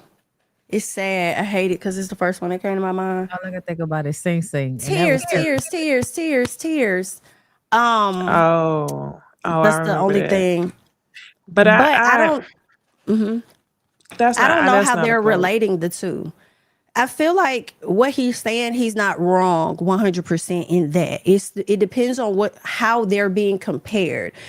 If they're being compared as far as tiers of a franchise, she would be half of the tier. She would be half of what Nene is to Potomac, because I do feel like the other half is Karen. So I feel like he's not 100% wrong. I think they both kind of go hand in hand. They both are to Potomac what Nene was to Real Housewives of Atlanta. Karen may come with the reads or whatnot, but I feel like as far as likability, is with the network and seniority or priority, I feel like he not fully wrong in that. I can see that. That point of view is probably what he meant. But because I don't fuck with Giselle, I took it the wrong way. Because I was like, don't ever compare that. Don't ever compare her to Nene. I'm with you on that, though. I'm with you on that. When you break it down like that makes perfect sense. Because, I mean, if you've been watching since season 1, yeah, Giselle and her heavy-ass bang, she was the personality. I can see it. Everybody played their part, but I can see it in that type of way. My main deciding factor in this is that Nene made people watch the show. Giselle made people stop watching the show. Mm. So for me, I feel like it's not the same. Like the way they was acting on that show, I feel like they actually changed how shows kind of worked on Bravo. Cause to me, they're the reason why people try to ice motherfuckers out now. People didn't really ice people out like that, before they started doing it. So if you want to say, oh, she's the, first on a call list and she's the most senior, well respected on her cast, fine. But I don't like the comparison because you are simply not as impressive in any way, shape, or form except for your physical beauty, which means nothing when it comes to a reality show because we do need you to be entertaining. And I think the only reason she's still on that show like that is because people are colorist and they like somebody that's light skinned with light eyes and mean. Like she's nice to look at, but people love bitches. Like, even though Nene is a bitch, Nene still had to have like funny moments and like she just had to give so much more. And she really is like the reason why we're watching any of the franchises right now, to be for real, for real. Like to me, anyway, like I wasn't really caring about that shit until Nene and Real Housewives of Atlanta happened. And to me, that's what really pushed them out of just being kind of subculture and kind of growing into the big thing. Even, we got to give her just due on the fact that a lot of the shit that Andy did was Nene's ideas and shit like that. So I just feel like in that way, for him to even compare the two is disrespectful because Giselle was only able to come on and be subpar because Nene did it first. So, here and there. Right, exactly. So who would you give it to if there was a person on Real Housewives of Potomac that compares to Nene or is to Nene? Karen. Who do you think there's one? Okay. Because Karen went to jail. You know what I'm saying? Like Karen went to jail. Karen had, DUIs and, she also had moments that made her character on the show something memorable. But I would only have to say Karen because I feel like she actually offered something. When I compare her to Giselle is not a as good of a housewife to me as Karen because Karen just gave so much more and she had more personality. So I wouldn't give it to Giselle. I'd give it to Karen if I was gonna give it to somebody. Yeah, Karen never had the scheme storylines through the season. It was really just her life being fucked up. I have an appreciation. But when I think about that, Nene kind of was the mean girl. Yeah, she at was. the beginning. She was a mean girl the whole time. It actually got worse as the season went on. By the time she was closing laptops, it was time for her to go at least 2-3 seasons prior. I'm saying at the beginning because at the beginning I didn't really care for her because she was so mean. But towards the end, I was like, it ain't really mean. I think the girls started to get with her. But Giselle is kind of like that too because Nene life, I can't think of anything crazy that was happening in her life before getting divorced from Greg. Well, shit, that's enough. I've said it. I can't even make my point no more. Right. Because nigga got divorced, got remarried, then the nigga died, all the shit with her son. Yeah, I mean, for friendship fallouts. Yeah, I can't even make that point. Her family on the show. Giselle's not later enough. So yeah, absolutely. Karen is more aligned with Nene for sure. And I feel like this is one of those moments where if Carlos was being fucking honest as a producer, he would have said Karen. But because he always has his favorites, he's never going to be fully honest in his assessment, if you ask me. It's going to always be who his favorite is, not really who I feel like showed up best as a reality person, like as as a person that's doing a job. For sure. Okay. So let's move on because Tamar. Tamara, girl. Y'all, Tamara is so exhausting. So I don't even know how far back do we need to go because Tamara, hold up. Tamara, because that's what I like to call her because I feel like that's her real name. Okay, that's what your mama really named you, Tamara. But that's just how somebody country will be, holding out that R. She had this moment at Essence where she came up on stage with these people. And there was no reason for her to come up on stage with these people, y'all. There was no reason for her to be there. She was not being honored. She was just another famous person at Essence. And the way she came up on the stage is giving, let's all just smile and act like it's okay. Look at the way Missy is laughing. Look at, like, is that Karamo on the end laughing? People are laughing and kind of uncomfortable because why is she up here? It's Tamar, y'all. Just let's take the picture. So I think that's what that was. So she Lil Mama. Huh? She Lil Mama in this situation when Lil Mama interrupted Jay-Z and who else was up there? Alicia Keys, girl, when I Mhm. tell you that moment is still one of the most cringe moments I've ever seen in my life. No, I remember seeing that in real time. No, So in real everybody time. won an award on stage except for her. Everybody was being honored at a Essence thing. She wasn't a Girl. part of like anything that was going on stage. I think she was like somebody that was Oh, just in wait. the audience. But you see the background says Black women in something. If that's the Yeah. case, then why would Anthony Hamilton and I think he might have Karamo? been. This is Essence, so you know they be doing panels, so they'll have hosts. They'll have people. So with that, do you think there's maybe she was a speaker or something? They just had everybody involved? They said no. They said she was not involved, which is why everybody. I'm gonna let KANDI explain. But first, Oh Lord. hold up. So we know this is what started it. It's KANDI rolling her eyes. That's because she tried to speak to KANDI, but y'all know that they don't get along. I can't stand people that try to like act cool around you when a certain amount of time has passed. The last time y'all talked was disrespectful as fuck, and they trying to act like ain't nothing happened. I don't like people like that. Anyway, so Tamar said, I have the #1 movie of the summer. My Dinner with Tamar tour is almost completely sold out. And I have amazing, iconic friends who love me for real. So, so for those who can celebrate and sing with us, I'm gonna be nice to the devil because God is so good to me. So that's what she said. Somebody said, Marquisha Franklin said, because why that crew starting to be the mean girls of Atlanta. So happy you chose Love Tamar. Your talent too great. Child, people that's dumb always writing ridiculous to me. I don't have time.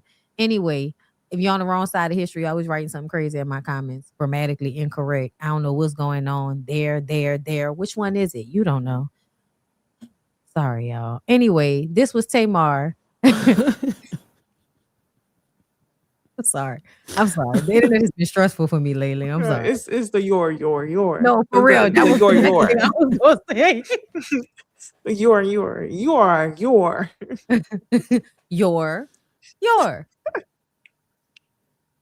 You are.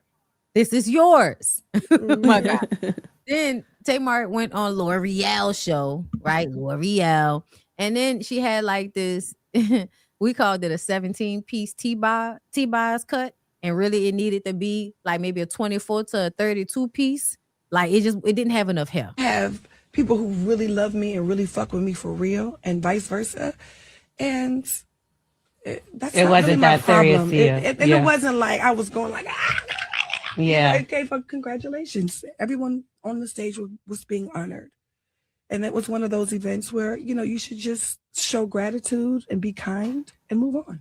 I didn't even think that moment deserved that big of the spotlight that it did. I think you spoke just like anybody else and kept it moving. But it seemed to get blown out of proportion online a little bit. I think that whoever brought it to the internet wanted that kind of reaction, and God bless them. So clearly, like you and her, there's no getting past, because I didn't even realize it was that big of an issue. I don't have any beef with anybody other than the devil. I have people who really love me and really fuck with me for real, and vice versa. And it wasn't really that problem. Serious. It wasn't like I was going like, yeah. Situation that happened at Essence Fest. KANDI, you went to go speak to her, and some people were saying she gave you shade. Y'all still ended up taking a picture together. It was her and Monica and a few other people on the stage. Now, some people were saying KANDI was giving mean girl. Some people were saying you knew the two of y'all had an issue, so maybe you shouldn't have spoke. What do you feel now about the situation now that, it's all come to a head? I don't care. I was at an event, a professional celebratory event. I said, congratulations, and I went on about my business. Yeah. Do you regret speaking to her at all? I do not regret saying congratulations. I don't care who you are. We can have beef all day long, right?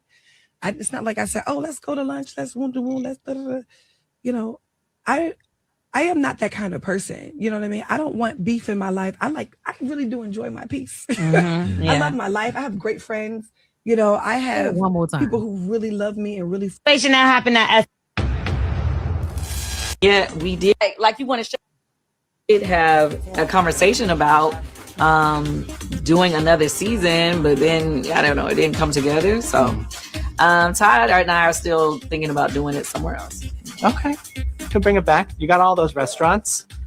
You can, invite Tamar on to. You will not be bringing her in my interview. Nobody is saying, yo, where we going to go eat? We should just go to Old Lady. Who?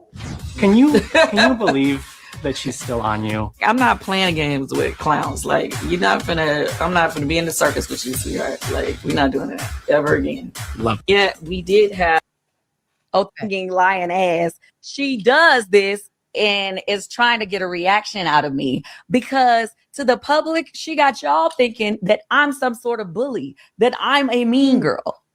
This ain't the first time. Let me tell you something. This is another thing that let me just tell you. It's so many things that have happened that y'all don't even be privy to. Oh, fucking yeah. Not fucking yeah. To 25. Remember, it was something that she had been talking trash about me online or whatever. And then on the red carpet, I was asked about it. And then I said, well, if you deal with clowns, then you'll be a part of the circus or something like that. That's a great response. Actually, I'm going to take that. Oh, she texted me.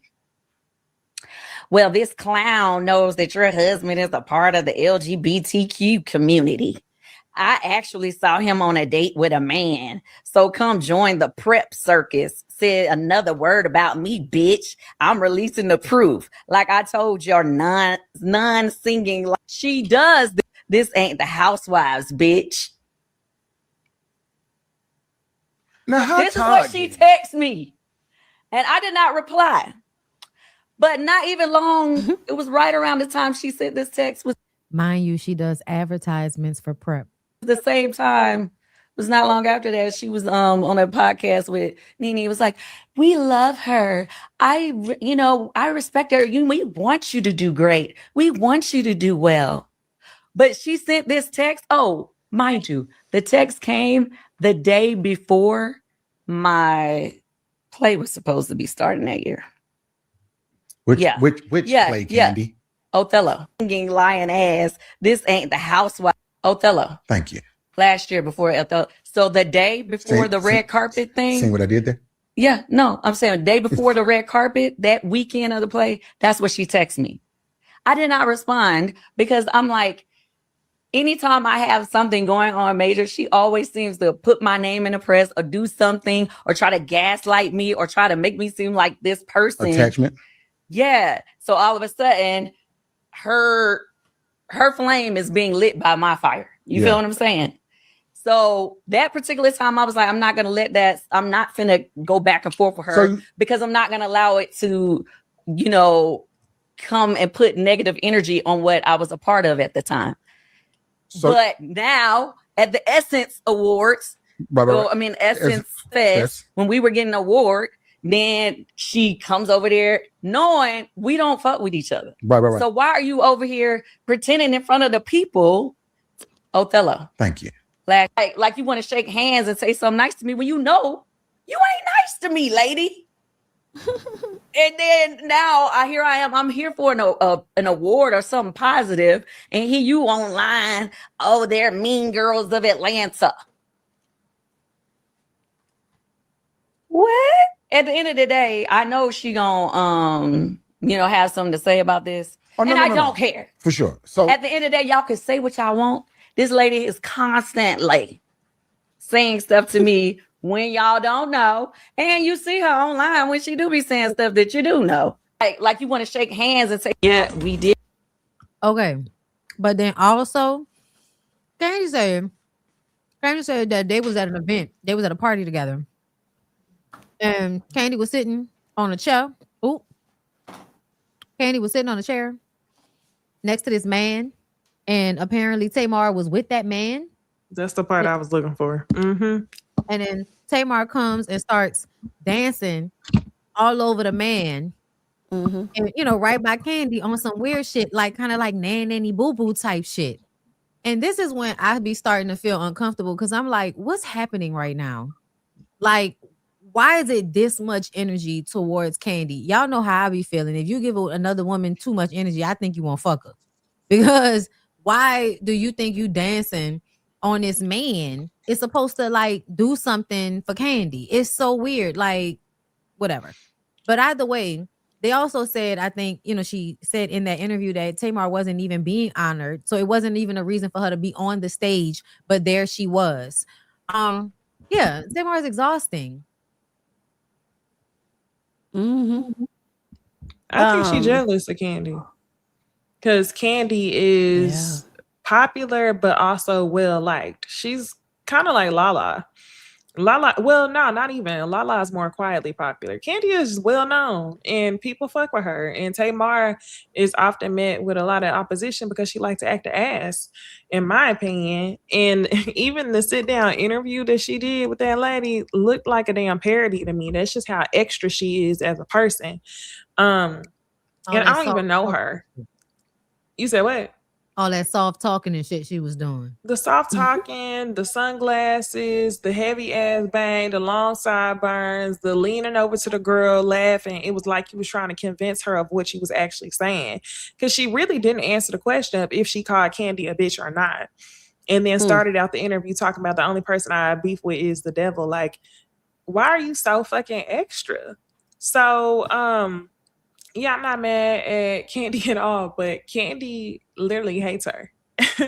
Kandi do not fuck with her. Like, even in that past interview, the dude brought up Tamar and she said, you will not bring her in my interview.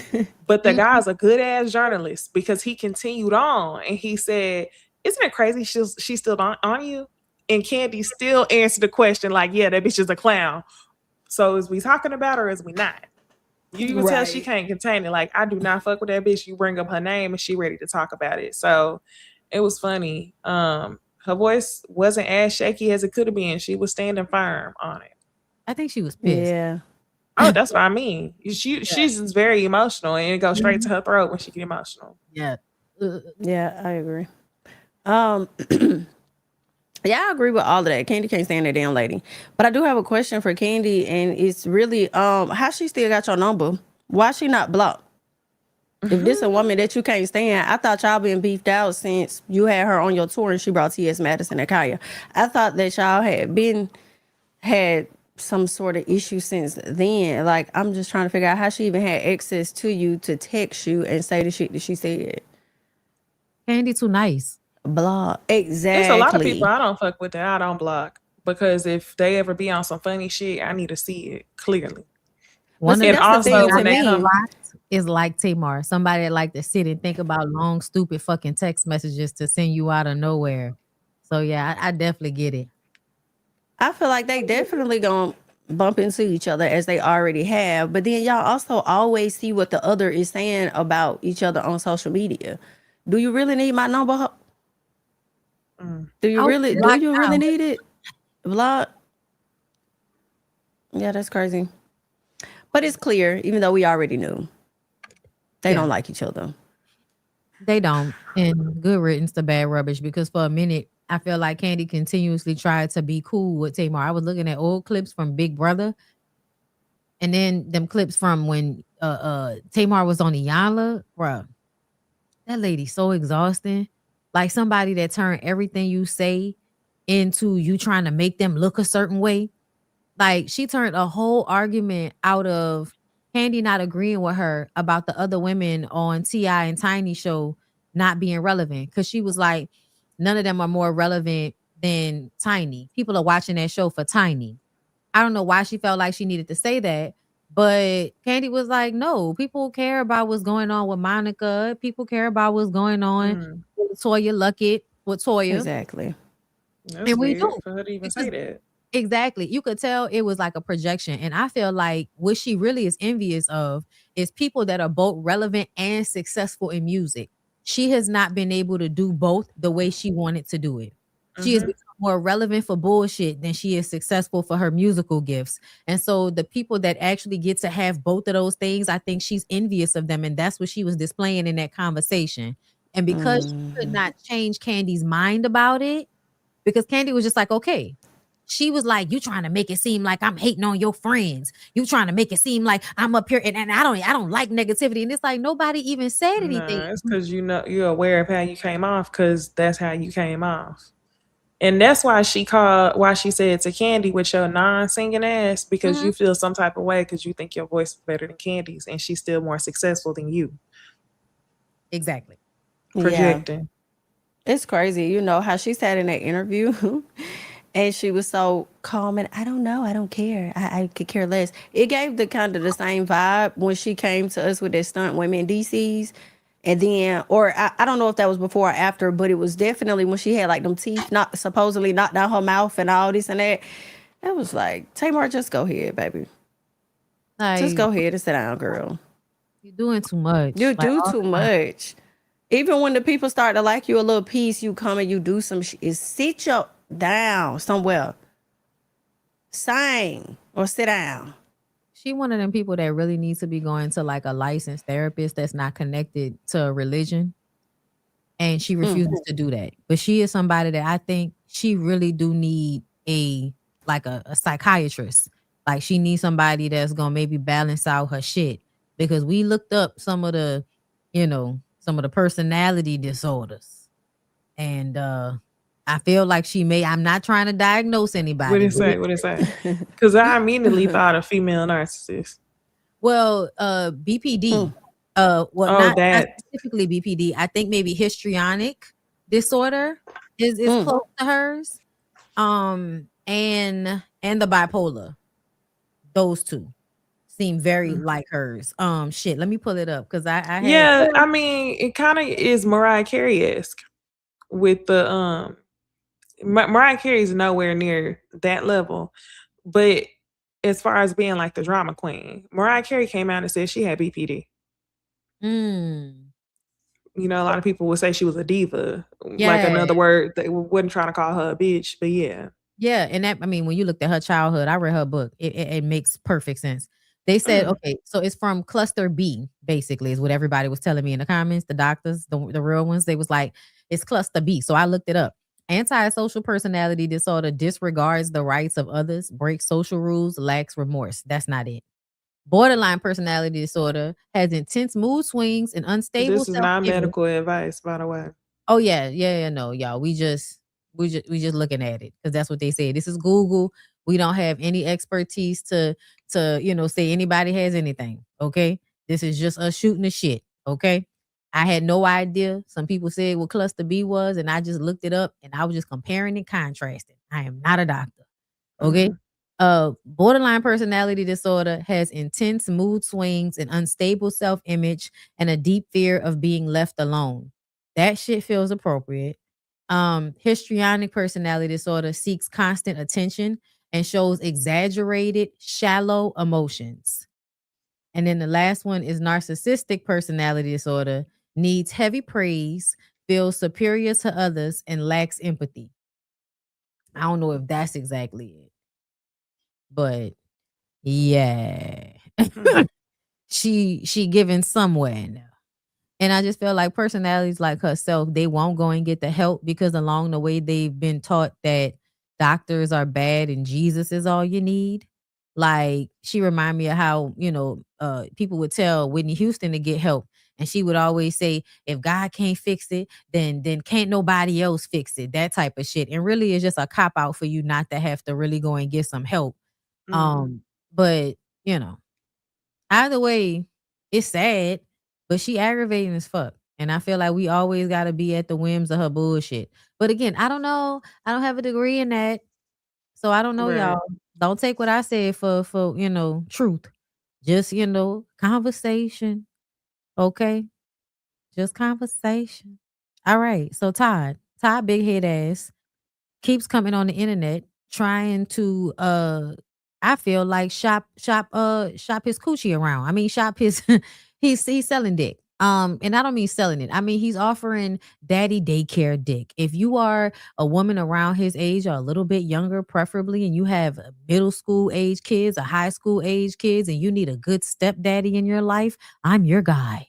Okay. I'm letting my grays grow in. I have my own kids. I'm respectful, and I got a lot of money. So yeah, come and fuck with an old nigga that's trying to be a stepdaddy. That's what he gives every time he comes on the social media. This was the most recent one. How young is too young and how old is too old? I'm asking for a friend. Hey, what's up, y'all? It's your boy, co-parenting daddy. Oh, look at that sunrise right there, bro. Yes, he's calling himself co-parenting daddy. Good morning. I'm just out here. Hey, so my question today, you know I'm always asking for a friend, is as you get back out there dating, how young is too young? And is there an age that's too old? So my buddy said, if you're going to go younger, you got to go your oldest child's age and add 8 years. So my daughter Kayla is what, 30? So 38? Is that appropriate? And I'm going to be 53. And then another friend said it's half your age plus 7. So I don't know. And then how old is too old? Like if I'm 53, can I go 60? 65? I don't know, man. Y'all weigh in. Let me know. How old is too old? Remember, I'm just asking for a friend. Co-parenting daddy. Daddy daycare. Let me know. We out. If this ain't giving soft life, if it ain't giving when Lotto said that nigga said for life, I let him get me pregnant. Do you know how soft his life is as a co-parent? Huh? She said that? Yeah, in one of her songs, she said, no. This is before she was pregnant.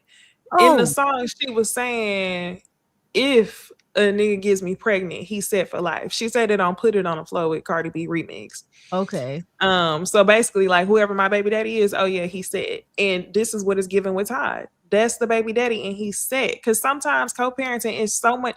As long as you have somebody that's financially stable and is able to split time with the child with you, you are set. Especially with a rich ass co-parent. Mm-hmm.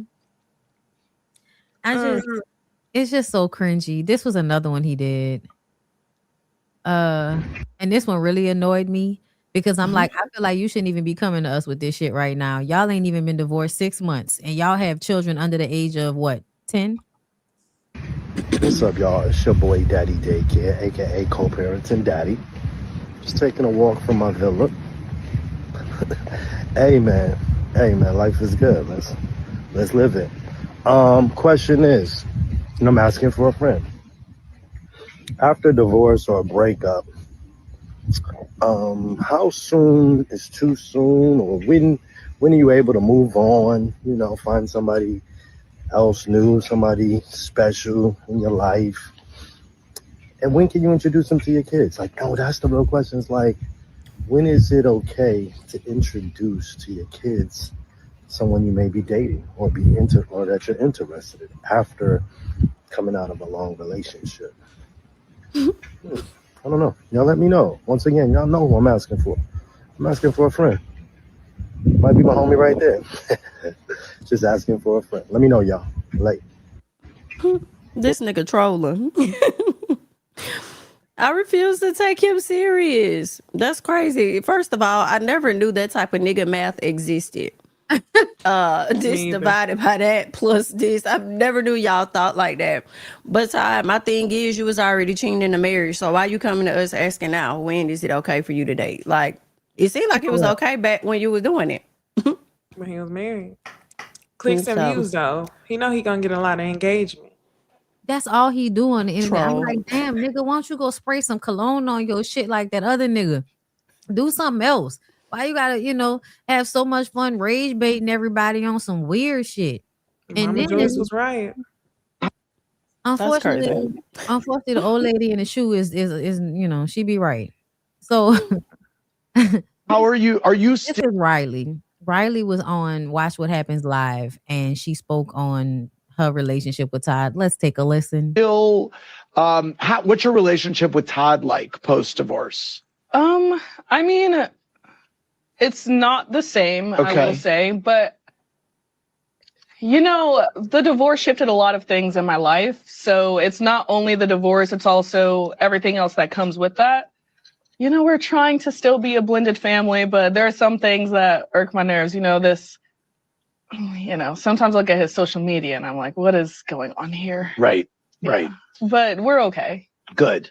How are you? Are you still, what's your relationship with Todd like post-divorce? So yeah, it's gross. It's funny that she said that on Watch What Happens Live.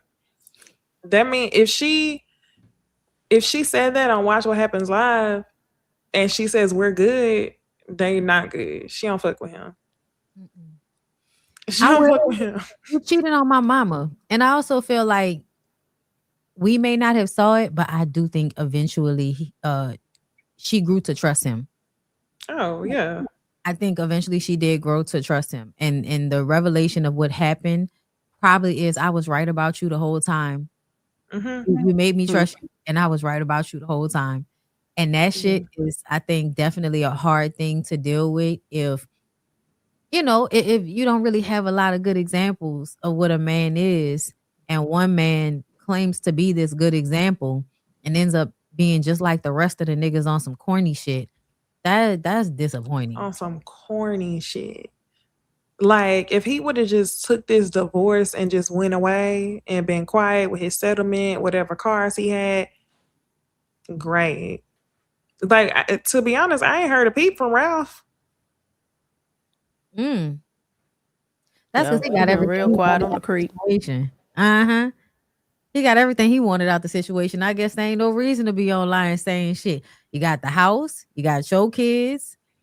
But you know what? This is also Todd's Hinge account. Todd is not getting bitches like that in a while. Social media is his main mating ground, I feel like, because all the thirsty girls gonna get in the comments and really just want to fuck him off the knowing that he fucked KANDI. I need him to stop focusing on dating and focus on bringing back Hollywood divas. Yes. That's what you can do. Oh or maybe even Encore. Go and figure that situation out and bring Encore back. One of them. Yeah. Work on that and bring it back. Please. Because that's what we need. So y'all, the last topic is ASAP Rocky. Because I know how people are about Rihanna and ASAP. So it's like, this is not a fully formed feeling for me just yet. Right? But he's showing signs of fuck niggery. And the reason why I say that is because if a man is framing you as a strong black woman and telling us how you was down in a gutter with him and you a nympho, and she making sure that you straight, and you would like, it's just a lot of shit.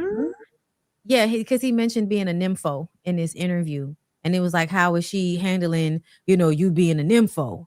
And so what was he doing when he was in jail?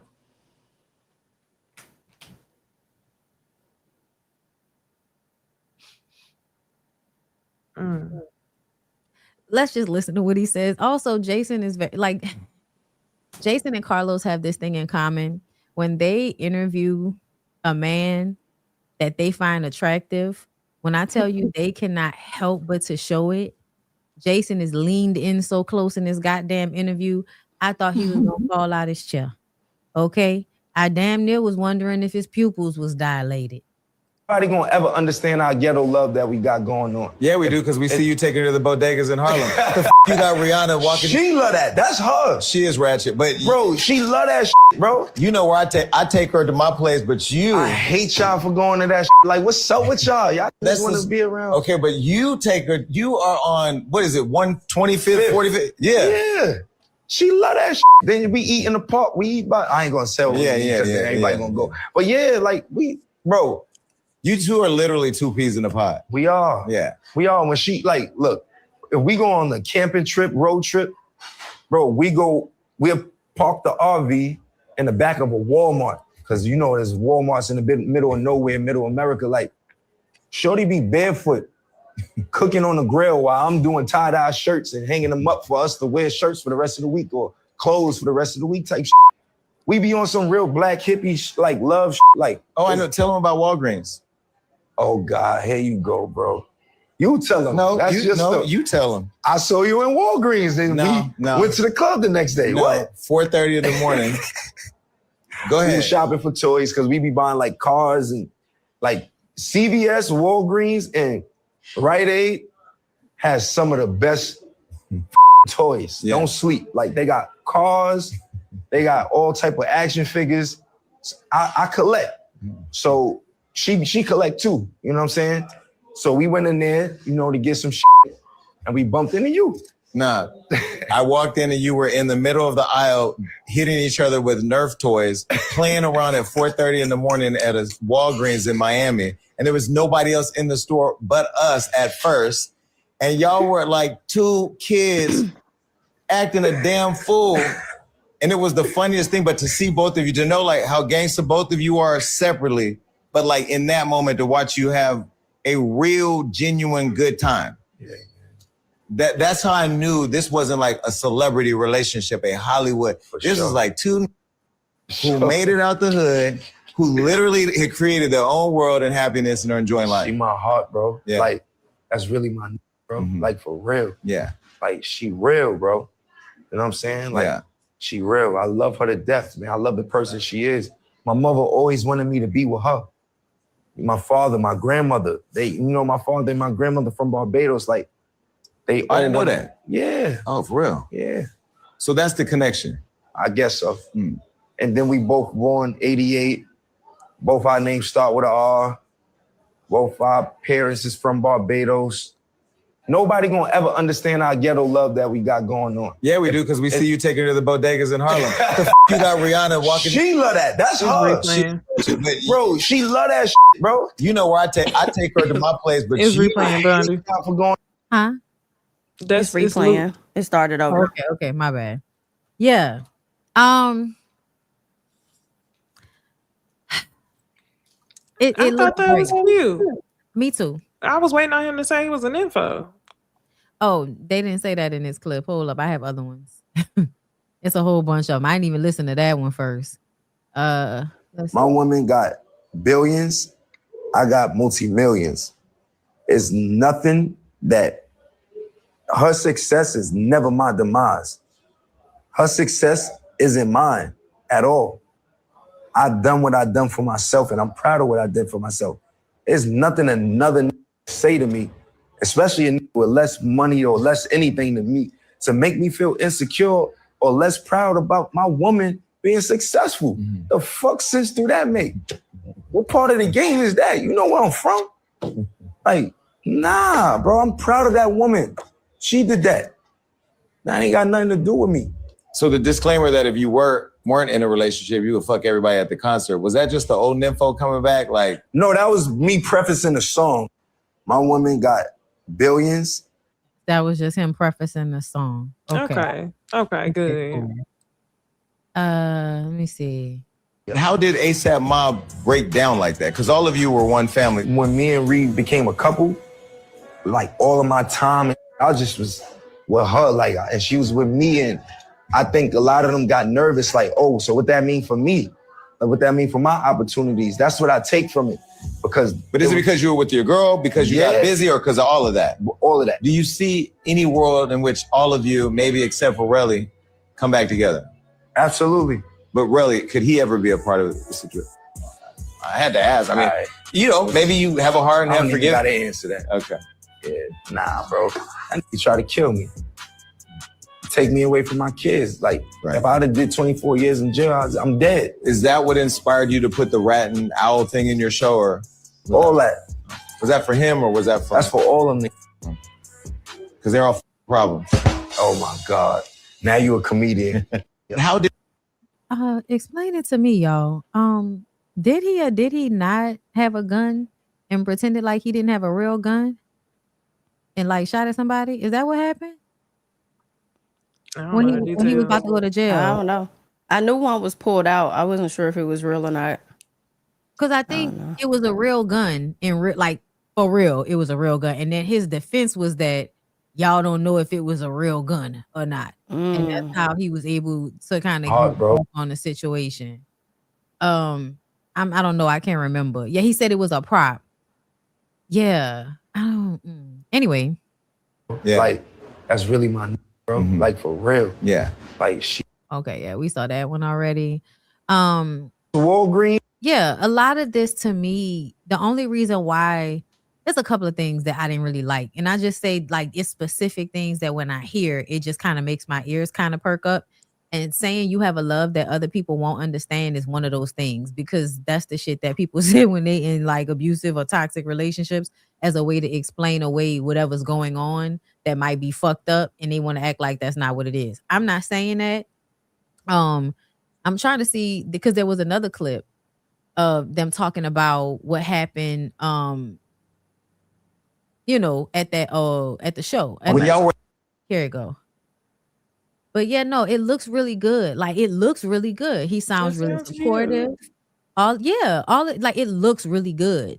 But it's just something about, I don't know. I guess I thought he would just speak about her a little differently than he did. Like, you know, referring to her as my bitch and all of that type of shit. Like I said, I kind of felt like, are we ever That seemed like Rihanna though. It does. You're right. You are absolutely right. That's her. Mm-hmm. We're at the Met Gala and they filmed you guys in the Sprinter through the glass, and it looked like you guys were arguing. What was that? We was just talking. Yeah. I don't know what we was talking about, but we was talking. Even if we was arguing, it's just like, why the fuck is so nosy on some weird shit? Yeah. But I don't think we had a argument that night. Yeah. You know, I would have remembered that. You know what I'm saying? Like, motherfuckers was exhausted. I think just people are obsessed with the relationship, you know, because you are public, y'all are outside, but you're also very We have arguments, we have disagreements. Yeah.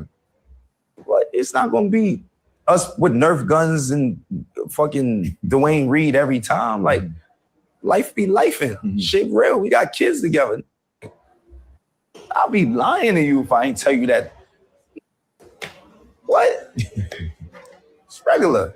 When y'all were at the like that's what it felt. It felt like this was a performance, and the way he's being interviewed is to validate whatever the performance is to get across. That's another thing about it. Like interviewing with Jason sometimes feels like whatever you say goes when Jason is interviewing somebody, and you could tell he really, really likes the person. And y'all know how he like these people. Yeah, he's I'm a person that is not a fan of ASAP Rocky. I'm one of the people that didn't care about him being locked up overseas. He could have stayed.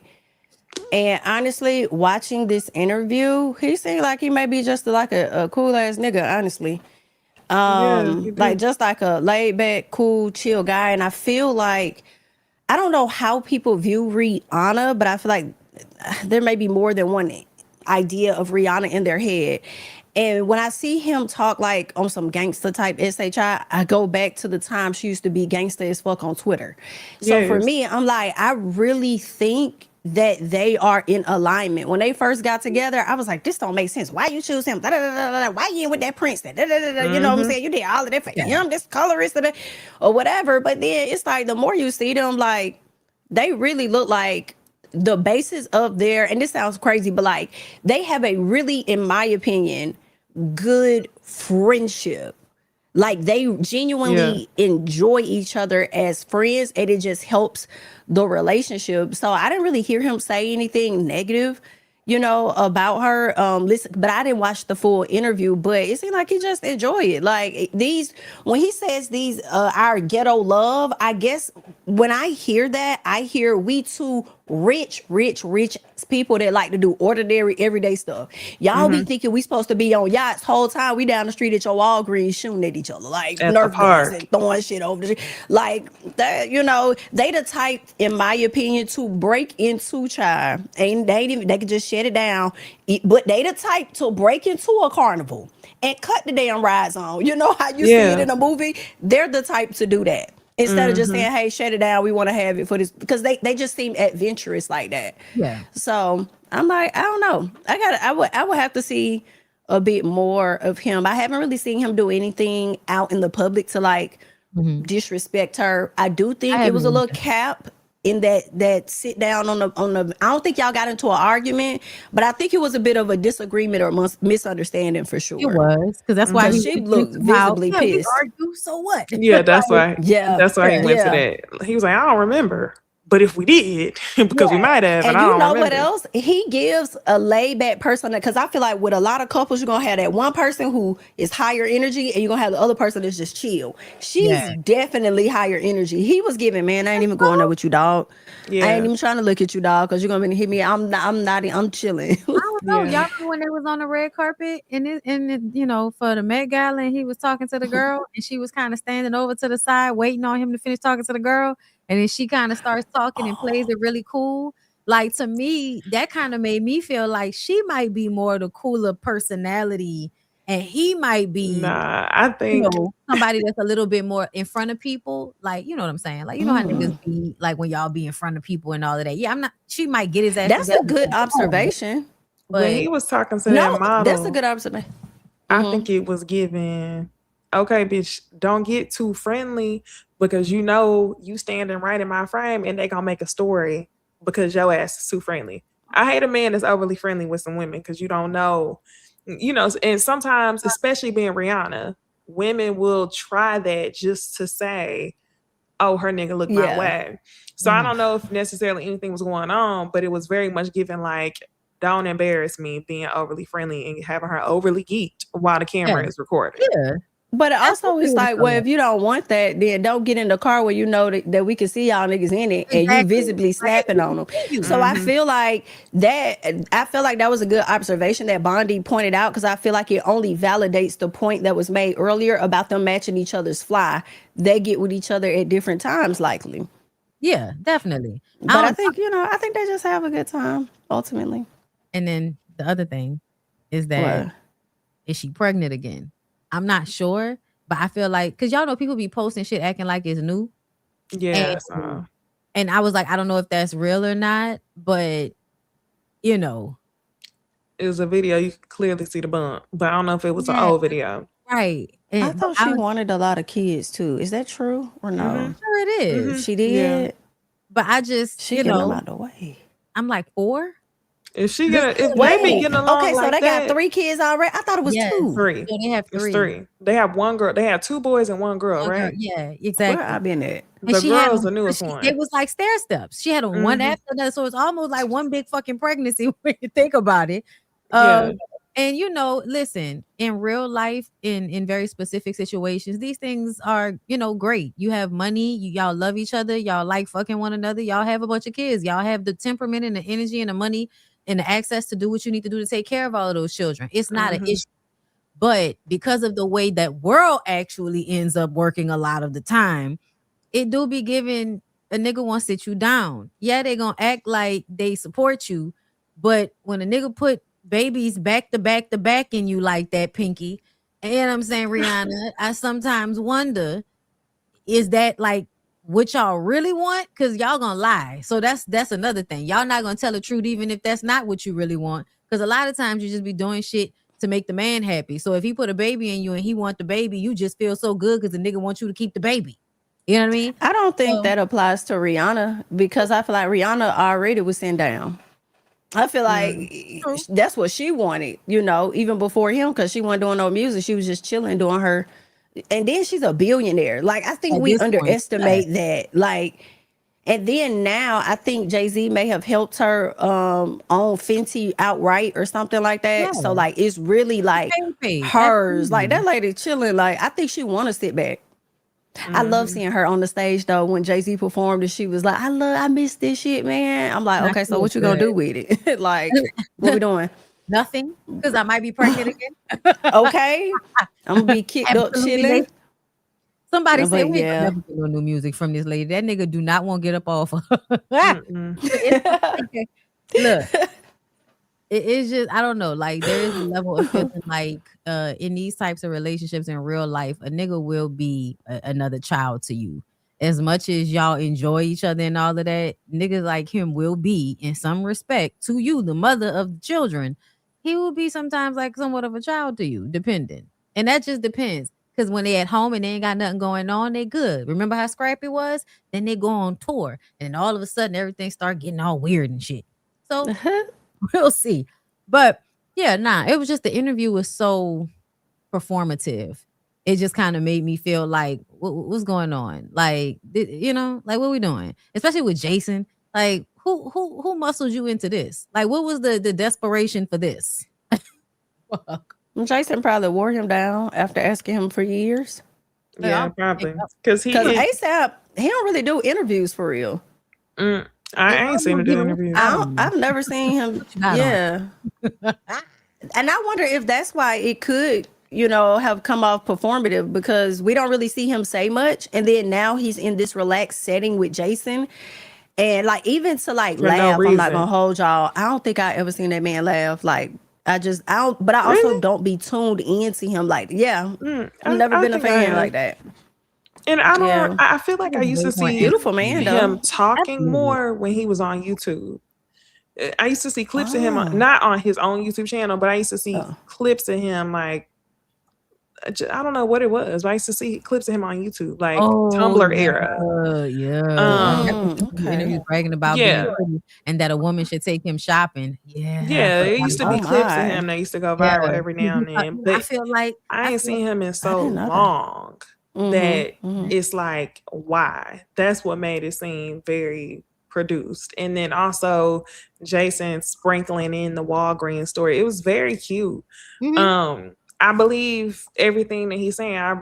He sounds very passionate and for real about her, but it definitely was produced. Yeah. Hopefully he's matured. They're 38 now. Yeah, we all 38, but that don't mean nothing. But they do look happy. And I hope they are. But it was just, I know I ain't the only one. Since the Met Gala, it's just been, him saying the shit at the show, how you looked at the Met Gala inside talking to the bitch, then how y'all looked in the car after, and then, like, it's just been a few little things, and then you come out with this, but I love my strong black woman, and I'm like, I don't like that. Don't call me no strong black woman, nigga. Don't call me strong, because then you feel like you could just be putting weight on my back because you think I'm strong. I don't like that. And then I think a bitch to take me shopping ass nigga. That just gives, I wonder how old was he when he said that? What? I'm thinking this was Tumblr era. This had to be 2014, 12 years ago. He would have been 26. You think it was that far back? Yeah, I feel like I used to see videos of him a long time ago. I don't think it was that far back. When did Fashion Killer come out? Fashion Killer was 2012 or 2013.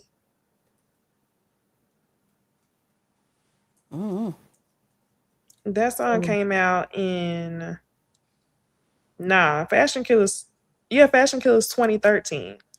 Okay. So or 2012 is on Spotify. But I used to see stuff of him on Tumblr. Like, before I knew he was a rapper, I thought he was a model. He was, right? He was a model. Take me shopping. So that's when I used to see him. I don't know when he dropped this. Cocky, I really do believe that. And I know that a lot of you believe that girls should just take you shopping? Yes. Why? Because I'm handsome. I feel like girls should take. Yeah. That was 7 years ago. Okay, cool. So he was like 30 then. How old is he? 38. He's like 31. Yeah. Yeah, I mean, that was a while back. I'm sure people change once they get with women that can actually take them shopping. Then, it's cool. But yeah, you know what I mean? Hey, they're attractive. They look like they have a funky good time. I'm here for it. They look like they like to, hunch each other. And that's always great. It's always great to be married and have children with somebody that you like to hunch on and that like to hunch on you. So that's what's up. But yeah, y'all forgive me for being, not trusting niggas, especially when they look like ASAP Rocky. You always gotta have a little bit of a doubt. Always. Okay. Especially when they're giving you a little bit of a reason. What the old lady say, you can never trust a man 100%. No man. But yeah, it's cute. It's cute though. Yeah. But what? That's it. That's all we got. Let me do these super chats right quick. Thank you, Brandon, for the super chats. Okay, listen, Bonnie, the way I got out of work and didn't see you. Oh, Jamie, I DM'd you. B Squared, New York. You've been a major support, telling me to jump. I'm jumping. Okay, Good. good. You better jump. What was her name and who was the actress? I don't know what he's talking about. That's what he's talking about. Who are you talking about? SF Bay Area Brandy, thank you for the super chat. If anything, Giselle has been detrimental to Real Housewives of Potomac, in my opinion. In my opinion. Yeah, that's basically what you said. It could have been better. But anyway, thank y'all so much for coming through tonight. We appreciate y'all. Next week, we'll be on Necey's channel, so make sure you're following all of us on all of our social media platforms. Hold up, I'm going to put them on the screen.